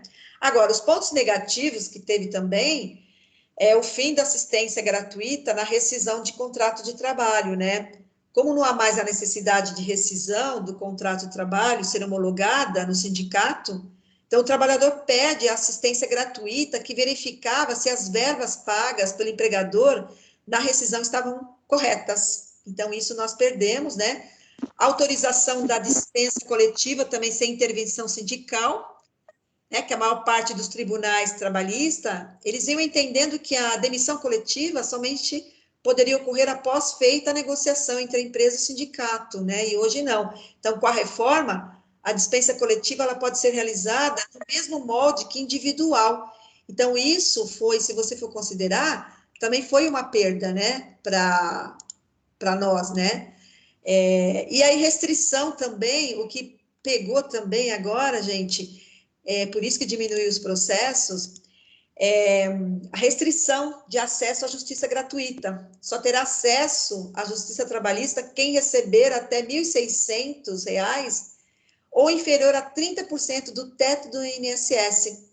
Então, a pessoa comprova que não tem dinheiro suficiente, se é considerada hipossuficiente, que eles chamam, né? Ela fica isenta desse pagamento. Então, antes da reforma, essa isenção era possível na Justiça do Trabalho, a qualquer um que declarasse não ter condições, né, de pagar os custos do processo. Agora, com a reforma, essa declaração não é mais possível e somente tem direito à gratuidade da Justiça quem recebe até R$ 1.659,30. E outra coisa também é a permissão para a negociação coletiva de condições menos benéficas, né, ao trabalhador do que as previstas em lei. Então, foram ampliadas as matérias, né, que podem ser objeto de negociação coletiva, sendo possível, inclusive, que sejam estipuladas condições mais prejudiciais ao trabalhador. Então, por exemplo, a prorrogação da jornada de trabalho em ambiente insalubre somente era possível mediante autorização do Ministério do Trabalho.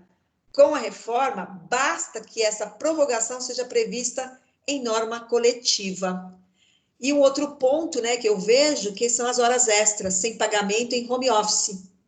Então, o atual entendimento da maior parte dos tribunais trabalhistas é que mesmo o trabalho praticado em home office deve ter a jornada controlada, desde que os meios tecnológicos permitam isso.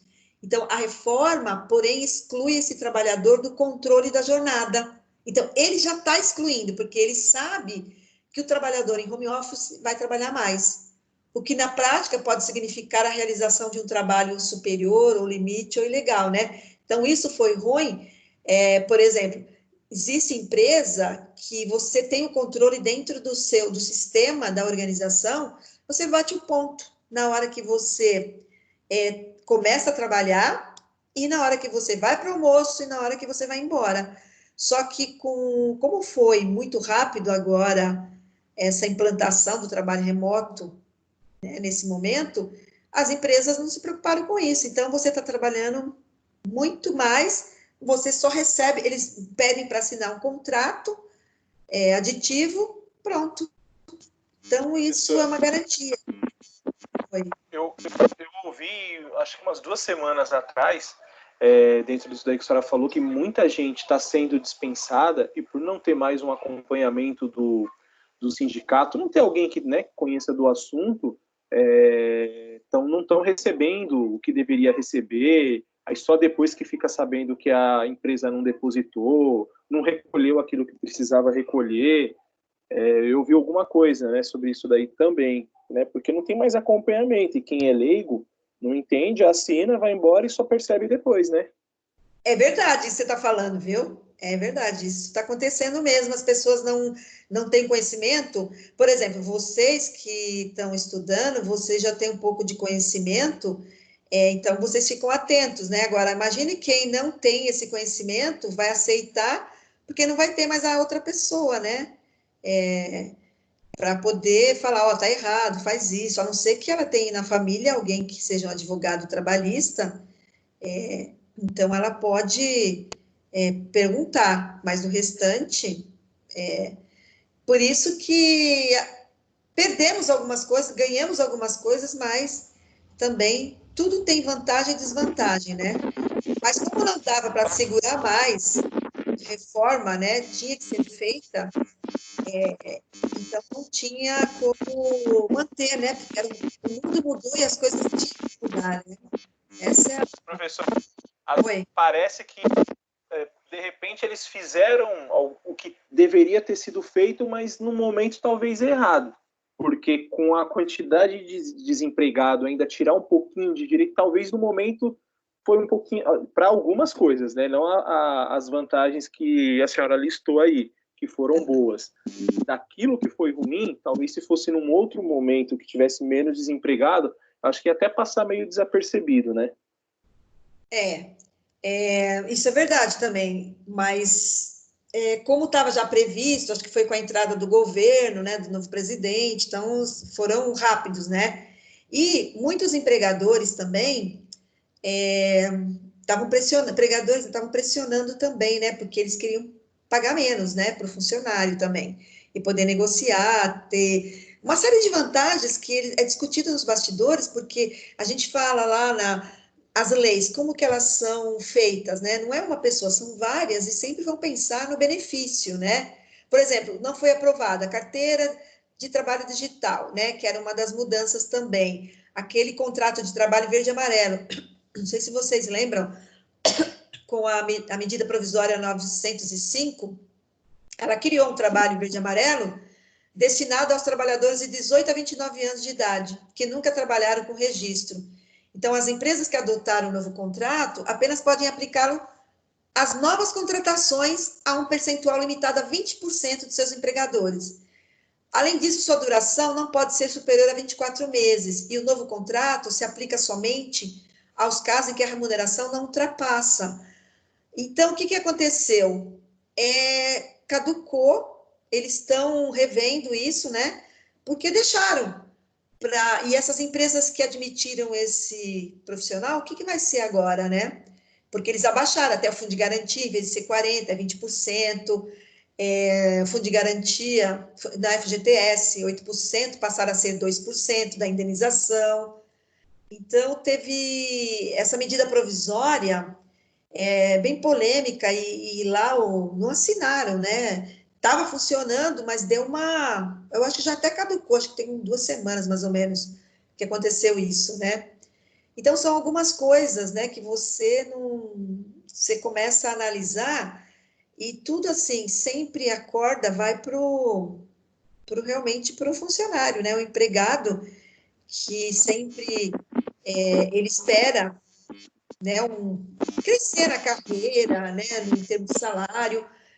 Então, está mudando e vai mudar cada vez mais. A gente está vendo mudanças muito drásticas, né, que ainda a gente é até confidencial, ainda não pode, né, falar, mas é muito triste de ver algumas ações que eu estou vendo, e porque os empregadores vão falar, eu preciso ganhar, eu perdi dinheiro, então vai ter que reduzir mesmo o governo ajudando, tá lá, são 3 meses, mas talvez vai precisar mais.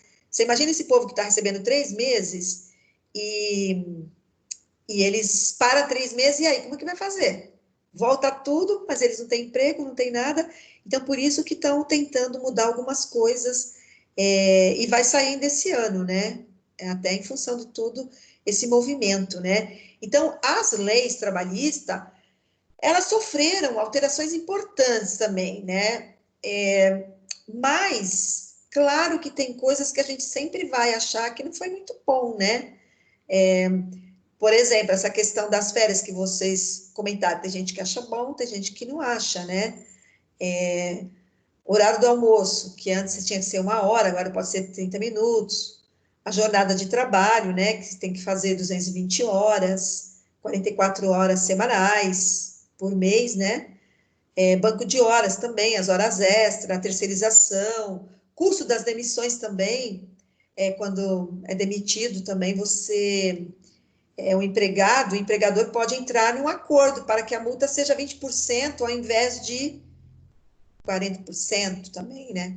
Então, tem isso, né? Fica um pouquinho mais frágil, mas eu acho que é importante a gente ter essa noção, né? De como a sociedade está evoluindo e a gente tem que evoluir também junto, porque não tem como voltar atrás, não tem para voltar como o mundo era antes. Então, os legisladores, né, junto com os executivos, né, quem faz as leis, eles estão pensando no todo, né? E como não existe nenhum país que dá para copiar a nossa reforma, porque não existe o que a gente tem de benefícios lá fora, que é muito mais rígido, né? Então, aqui a gente tem que, às vezes, né, aceitar e ver o que vai acontecer, né?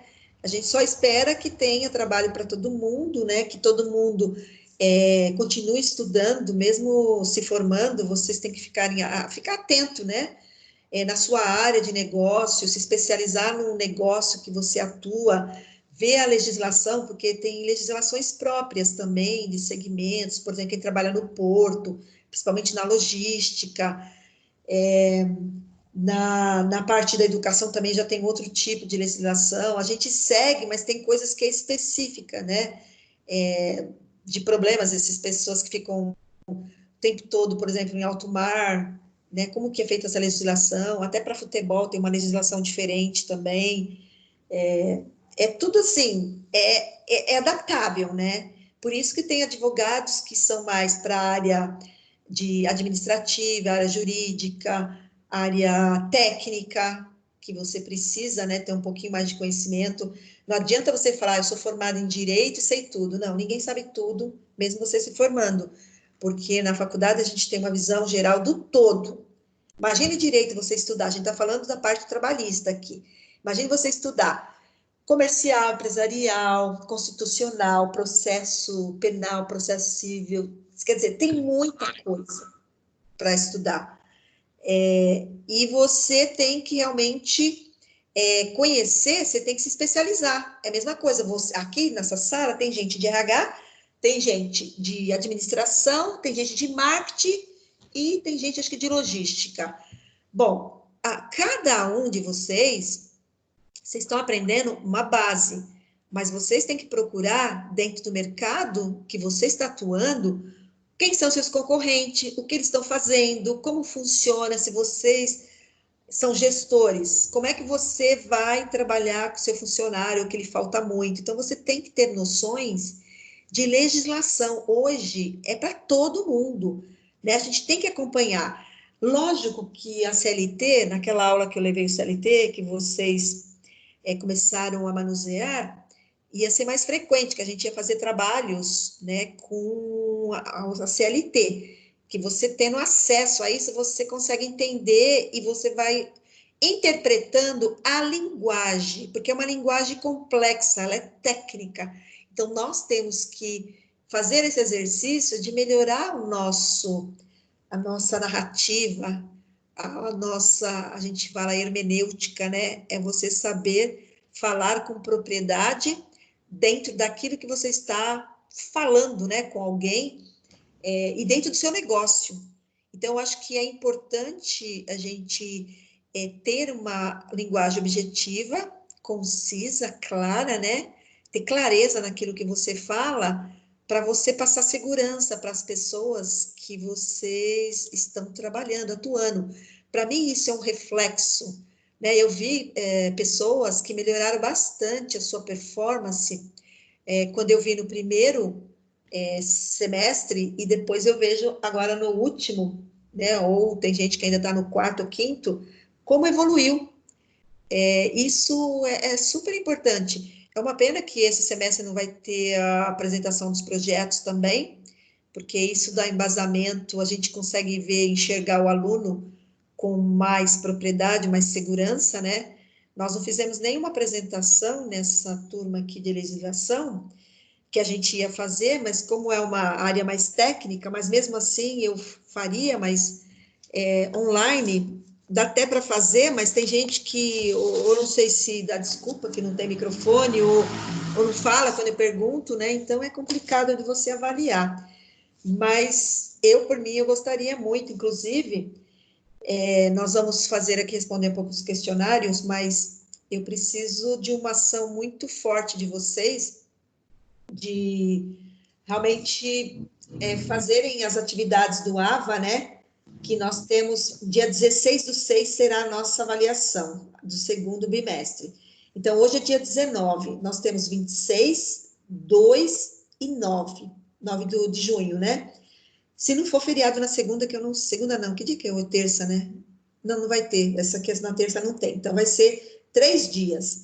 Então, eu vou fazer uma dinâmica de, os próximos assuntos será aviso prévio, né, contratual, resolução de contrato, que seria rescisão, e direito coletivo do trabalho. Então, eu preciso que vocês respondam, pelo menos aquelas questões da web, da aula, né, da 4.1, porque a gente tem 4.1, 2 e 3. Eu vou precisar que vocês, eu vou fazer a pergunta e eu vou apontar, por exemplo, vou falar Genésio. Então, por gentileza, procurem, e eu vou dar a nota, porque eu preciso pontuar, e quem não tiver na aula, hoje eu estou vendo que a gente está com 13 pessoas, eu vou considerar essas 13 pessoas hoje já na minha pontuação. Quem nunca apareceu não vai ter pontuação dos trabalhos, que deveria, que eu acho que é 1.500 pontos, não sei se é 1.500 ou 2.500, porque cada disciplina tem um valor, mas eu vou dar uma olhada. Então, eu tenho aqui registrado, né, falta pouco, gente, falta 3 semanas só, né, para a gente finalizar. Então, eu gostaria da compreensão de vocês, da participação de vocês, porque isso vai ser fundamental para a gente terminar o nosso semestre com bastante, assim, garra. Se eu falar entusiasmo, não dá para falar entusiasmo, mas a gente tem que ter o tempo todo, porque se você trabalhar com desânimo, é muito ruim isso para vocês. Então, vamos tentar buscar isso, né? Eu falo isso em todas as disciplinas, né? Eu agradeço muito vocês estarem sempre aqui comigo, né? Porque é muito rico isso, né? E tem gente que está, mesmo se não for bem aqui na prova, que eu acredito que vocês irão, né? Mas já tem uma pontuação a mais pelos trabalhos que vocês estão realizando, né? Que merece até sair com. Agora a prova vale 4.000 pontos, né? De repente alguém aqui, ó, os que estão aqui hoje vão tirar 1.000 pontos, né? 4.000 pontos, né? A primeira que era 1.000 pontos. Então, o que eu vou fazer? Eu vou disponibilizar, sim, o material com as questões, mas eu vou formular umas outras questões para a gente poder, porque elas são extensas na área trabalhista, né? A legislativa. Então, tem uma aqui no começo que eu ia apresentar, eu até dividi para não ficar tão extenso no slide, mas eu gostaria que vocês respondessem, pelo menos, aqui, né? Quando você fala de descanso, né? Vamos ver se vocês... Eu acho que essa aqui está mais fácil. O descanso semanal remunerado tem várias denominações aceitas pela doutrina e pelas jurisprudências, que são decisões dos tribunais. Descansos, né?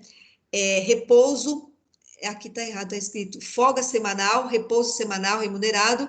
Segundo Donato, né, o repouso da semana é de origem confessional. Nos tempos modernos, a complexidade das atividades da vida econômica, a matéria passou a ser posta em termos de liberdade e ao uso da propriedade. Assim é que, à época do liberalismo, a proibição de trabalho em tais dias importaria constrição à liberdade, ao funcionamento normal do mecanismo de equilíbrio, ao funcionamento normal do mecanismo de equilíbrio econômico, à liberdade de contratação da livre iniciativa. A partir dessas informações, nós vamos analisar as afirmativas a seguir se é verdadeiro ou não.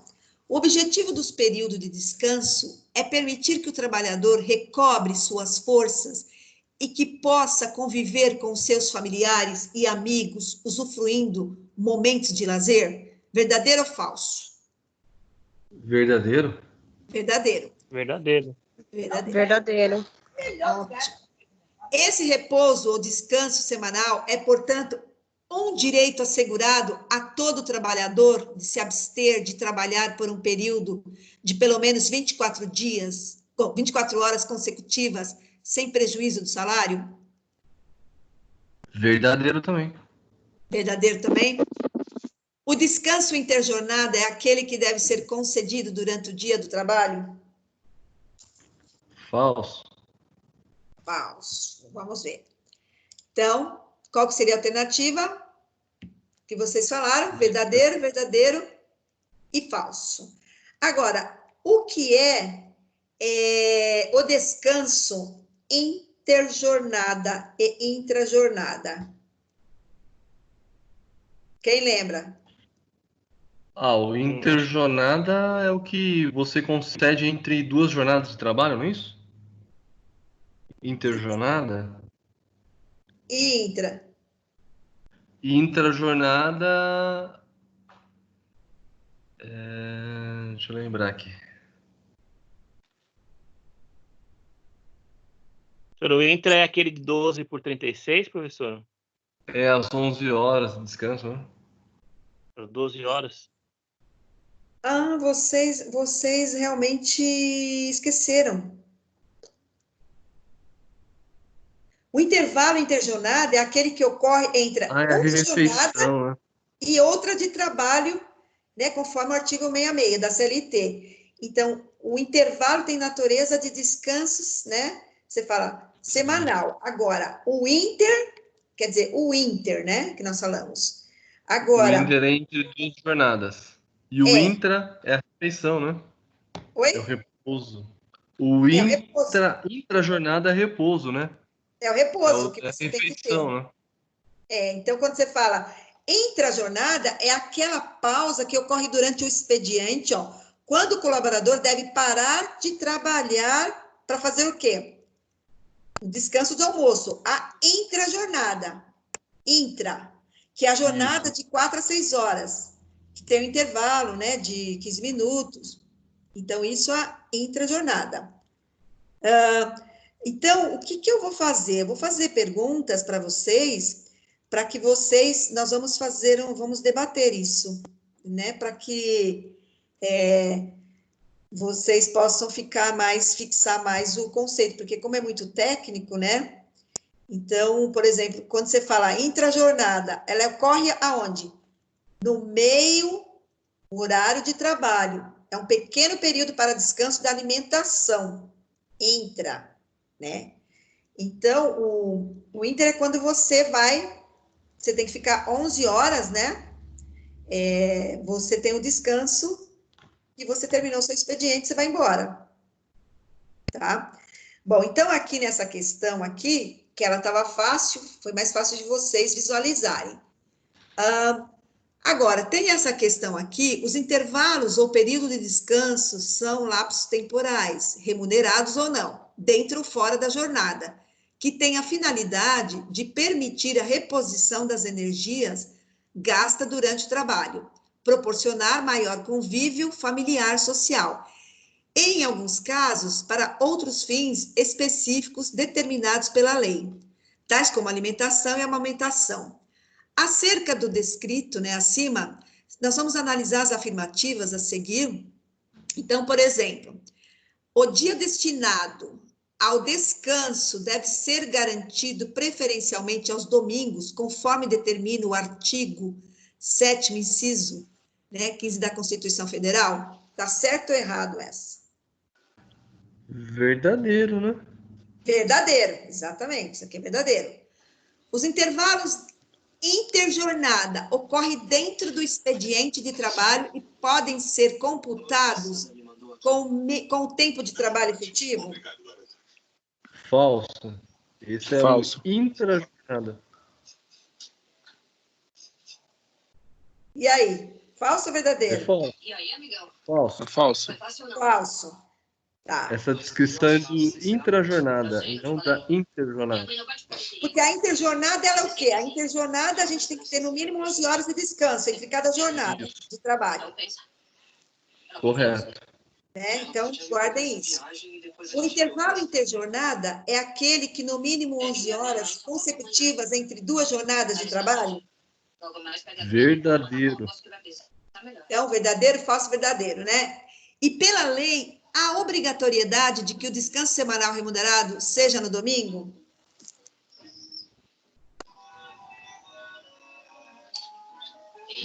Não, né?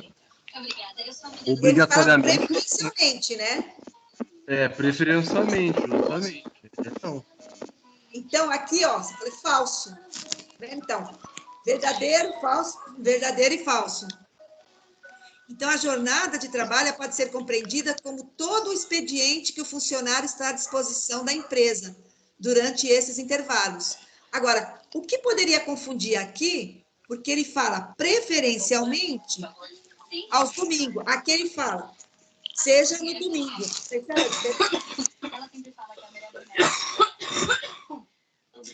Então, a gente tem que ficar atento nas palavras, porque até uma parte pode estar certo, na outra não. E aqui confunde muito quando você fala de legislação. Agora, os períodos de descanso podem ser definidos como os lapsos temporais. Isso aqui acho que é a mesma, né? Deixa eu ver aqui. Os requisitos. Ah, não, não é. É parecido. Ou não, situados intra ou intermódulos, diários, semanais ou anuais, de labor em que o empregado pode sustar a prestação de serviço e a sua disponibilidade perante o empregador. A partir dessas informações, nós vamos analisar também. Caso o empregado não exerça o seu direito de DSR, que é o descanso semanal remunerado no domingo, o empregador deve designar outro dia durante a semana para que o trabalhador exerça tal direito, permanecendo pelo menos durante 24 horas consecutivas, sem trabalhar, é claro, sendo remunerado pelo dia de repouso. Assim, para dar um destaque. Essa aqui tem que pensar um pouquinho.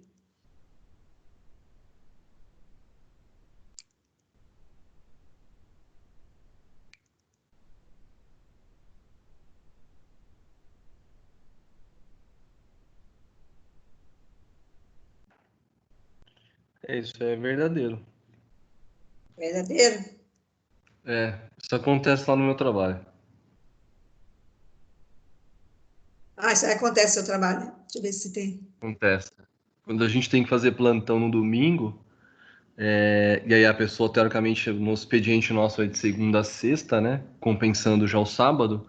E aí quando a gente coloca um funcionário para trabalhar no domingo, por mais que ele trabalhe só 4 horas, ele é bonificado com um dia integral. Ele não precisa trabalhar um dia inteiro para ganhar outro dia inteiro, né? Trabalhou 4 horinhas já é o suficiente para se beneficiar, né? Com um dia na semana, na mesma semana, de preferência. Então aqui você faz verdadeiro. Agora, o valor do repouso semanal correspondente ao valor do salário mensal condiz com o total de repousos concedidos no mês, a depender da quantidade de feriados e de domingos? Falso. Falso? Não, não é falso. Falso. E aí? Alguém tem? Eu acho que Não, é falso. Né? É falso. É até complexo da forma que ele está Depende. simulando aqui pro cálculo, né? Faz muito sentido. É falso ou verdadeiro, então? Falso. Falso. Essa é falso. A 2 é falso. A terceira, os requisitos para aquisição do repouso são a disponibilidade do empregado e a pontualidade durante o mês trabalhado? Também é falso. Isso aí tá contrato, né? Isso é definido em contrato. Então, Não só a pode. verdadeira é a... O número 1. Alternativa Exatamente. afirmativa. Então, quando a gente trabalha com essas questões, você acha qual que é o grau de complexidade? É médio? É alto? Ou é baixo? É pelo menos médio, né, professora? Porque tem muita palavra, muito termo que confunde. Que Para confunde. quem quem não lidar todo no dia a dia com isso, acho que dá um nozinho na cabeça. Porque vocês não estavam habituados, né? Acho que só quem trabalha, eu acho que talvez o Robert e o Luciano. Deixa eu ver se tem mais alguém. A Carol, mas ela não está aqui. Na praia essa hora, professora. Oi? O Robert tá chegando na praia essa hora. Não, ele está aqui, não tá? Ah, ele tá vendo pelo celular, professora. Ele é chique. Ah, ele está Tá na acompanhando. praia já. Já tá chegando lá, já. Já está chegando, né? Então ele está... Até que ele está firme, então, né? Agora, se ele tá vendo, a gente não sabe, né? Tá ligado, tá conectado. Ele tá mandando um ok aqui pra mim, aqui. Não era pra Tá me entregar ele. Eu quero ver a fala dele, a voz dele que não aparece. Fala que eu vou dar ponto quem fala mais. Então, já tem o Adriano, Luciano, o Noelso, o Fábio, que falaram hoje. O restante, quem não falou aqui? A Miriam. Não... Eu falei. O Paulo. Não, o Paulo falou, verdade, Paulo. O Luciano, o Genésio, que acho que ele não tem microfone, né, Genésio? Sempre quero falar com você, não consigo. Hoje a Fabiana está quietinha. Tô aqui. Tá quietinha hoje, né? Sempre você participa, né? Hoje eu tô quietinha. Hoje não é o dia, né? Opa, aqui, deixa eu mudar aqui. A criançada tá aqui pegando fogo na sala.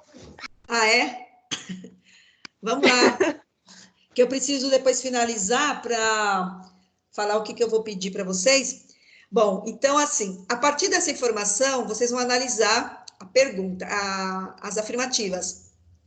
O intervalo mínimo intrajornada constitui medida de higiene, saúde e segurança do empregado, não apenas garantida por uma norma legal imperativa, como também tutelada constitucionalmente no artigo 7º da Constituição. O trabalhador tem o direito a 30 dias de férias, desde que não tenha mais de 5 faltas justificadas no período aquisitivo. Então, essa aqui, ela é verdadeira ou falsa? Depois a gente vai para a primeira. O trabalhador tem direito a 30 Essa é verdadeira. Essa é verdadeira, né? E a primeira? O intervalo mínimo intrajornada constitui medida de higiene, saúde e segurança do emprego, não apenas garantida pela norma legal imperativa, como também tutelada constitucionalmente. Essa é mais complicada, mas vamos lá, só lembrar o que é a jornada. Essa é verdadeira. Essa é intrajornada, então é verdadeira. Se fosse inter, falso. Aí seria falso. Então é verdadeira essa. Verdadeira. É permitido por lei o início das férias no período de 2 dias que antecede feriado ou dia de repouso semanal remunerado? Falso. Falso. Então, verdadeiro, falso. E a CLT é expressa ao afirmar que as férias serão concedidas na época que melhor atenda os interesses do empregador? Verdadeira. Essa aí, presta atenção nessa. Verdadeira. CLT expressa ao afirmar que as férias serão concedidas na época que a melhor atende os interesses do empregador? Por isso até que às vezes pode vencer uma, né? E então, a senhora falou mais cedo sobre isso aí. É a alternativa A. Não, vocês não falaram A. Aí eu falei que era verdadeiro. Porque a resposta correta. E... Calma aí. Então a última é falsa. A última é falsa. Não fala expressamente? Eu também jurava que era expressamente, viu, professora? O empregador que... Eu particularmente, eu jurava que, para mim, eu nunca li, né, esse trecho no CLT. Mas eu jurava que ele era expressamente o empregador que definia mesmo. Não, mas é porque com a nova legislação tem um acordo, né? Não é só interesse do empregador. Você tem um acordo. Então, essa aqui seria a letra E, verdadeira, verdadeira, falso e falso. Mas eu vou dar ela novamente, eu vou passar para vocês e eu quero ver como que vocês vão responder essa. Agora, tem uma última aqui que eu vou apresentar para vocês. Ela é mais complexa, mas para pensar mesmo, né? Dentro do... Deixa eu ver aqui qual que é. Essa aqui... Vamos lá, essa aqui... Aqui, vai ter que pensar. As férias constituem um direito do empregado de abster-se de trabalhar durante um determinado período do ano, sem prejuízo do salário, desde que preenchidos certos requisitos.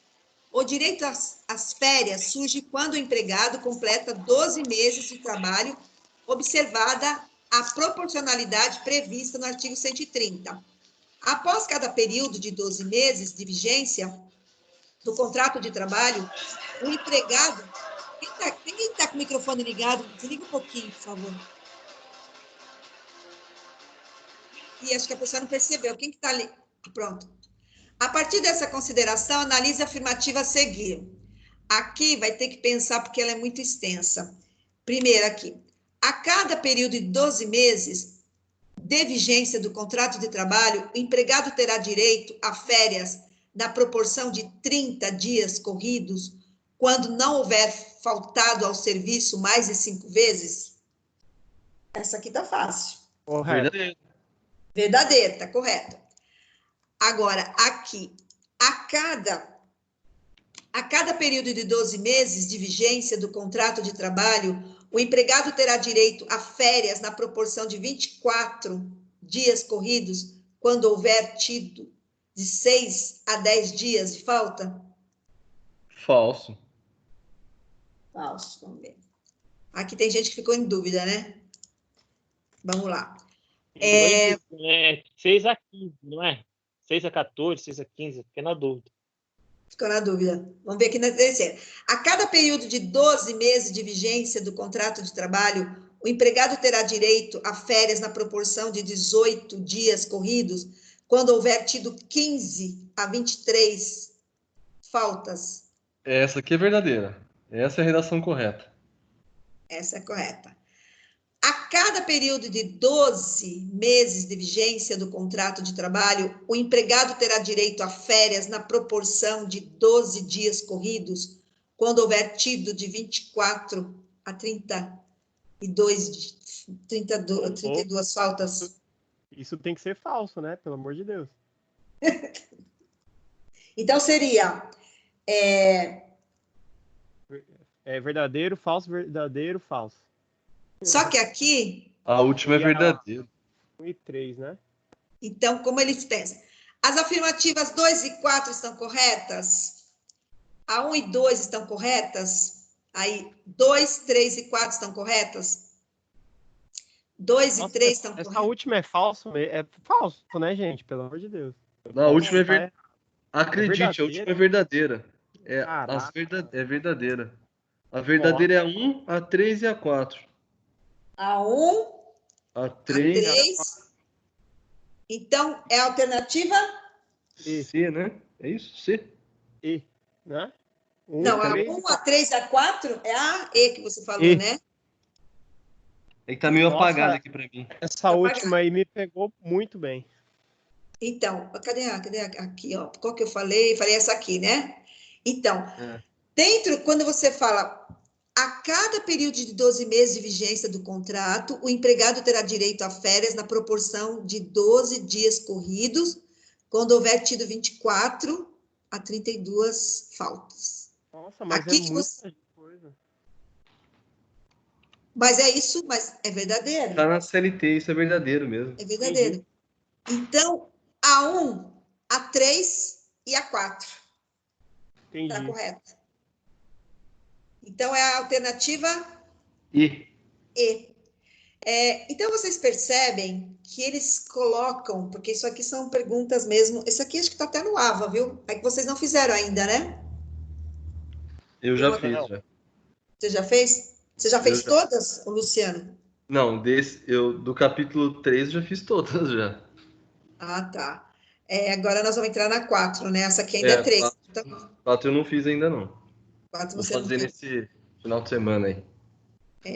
Eu acho que é importante, porque eu não sei, vocês sabem a pontuação de vocês?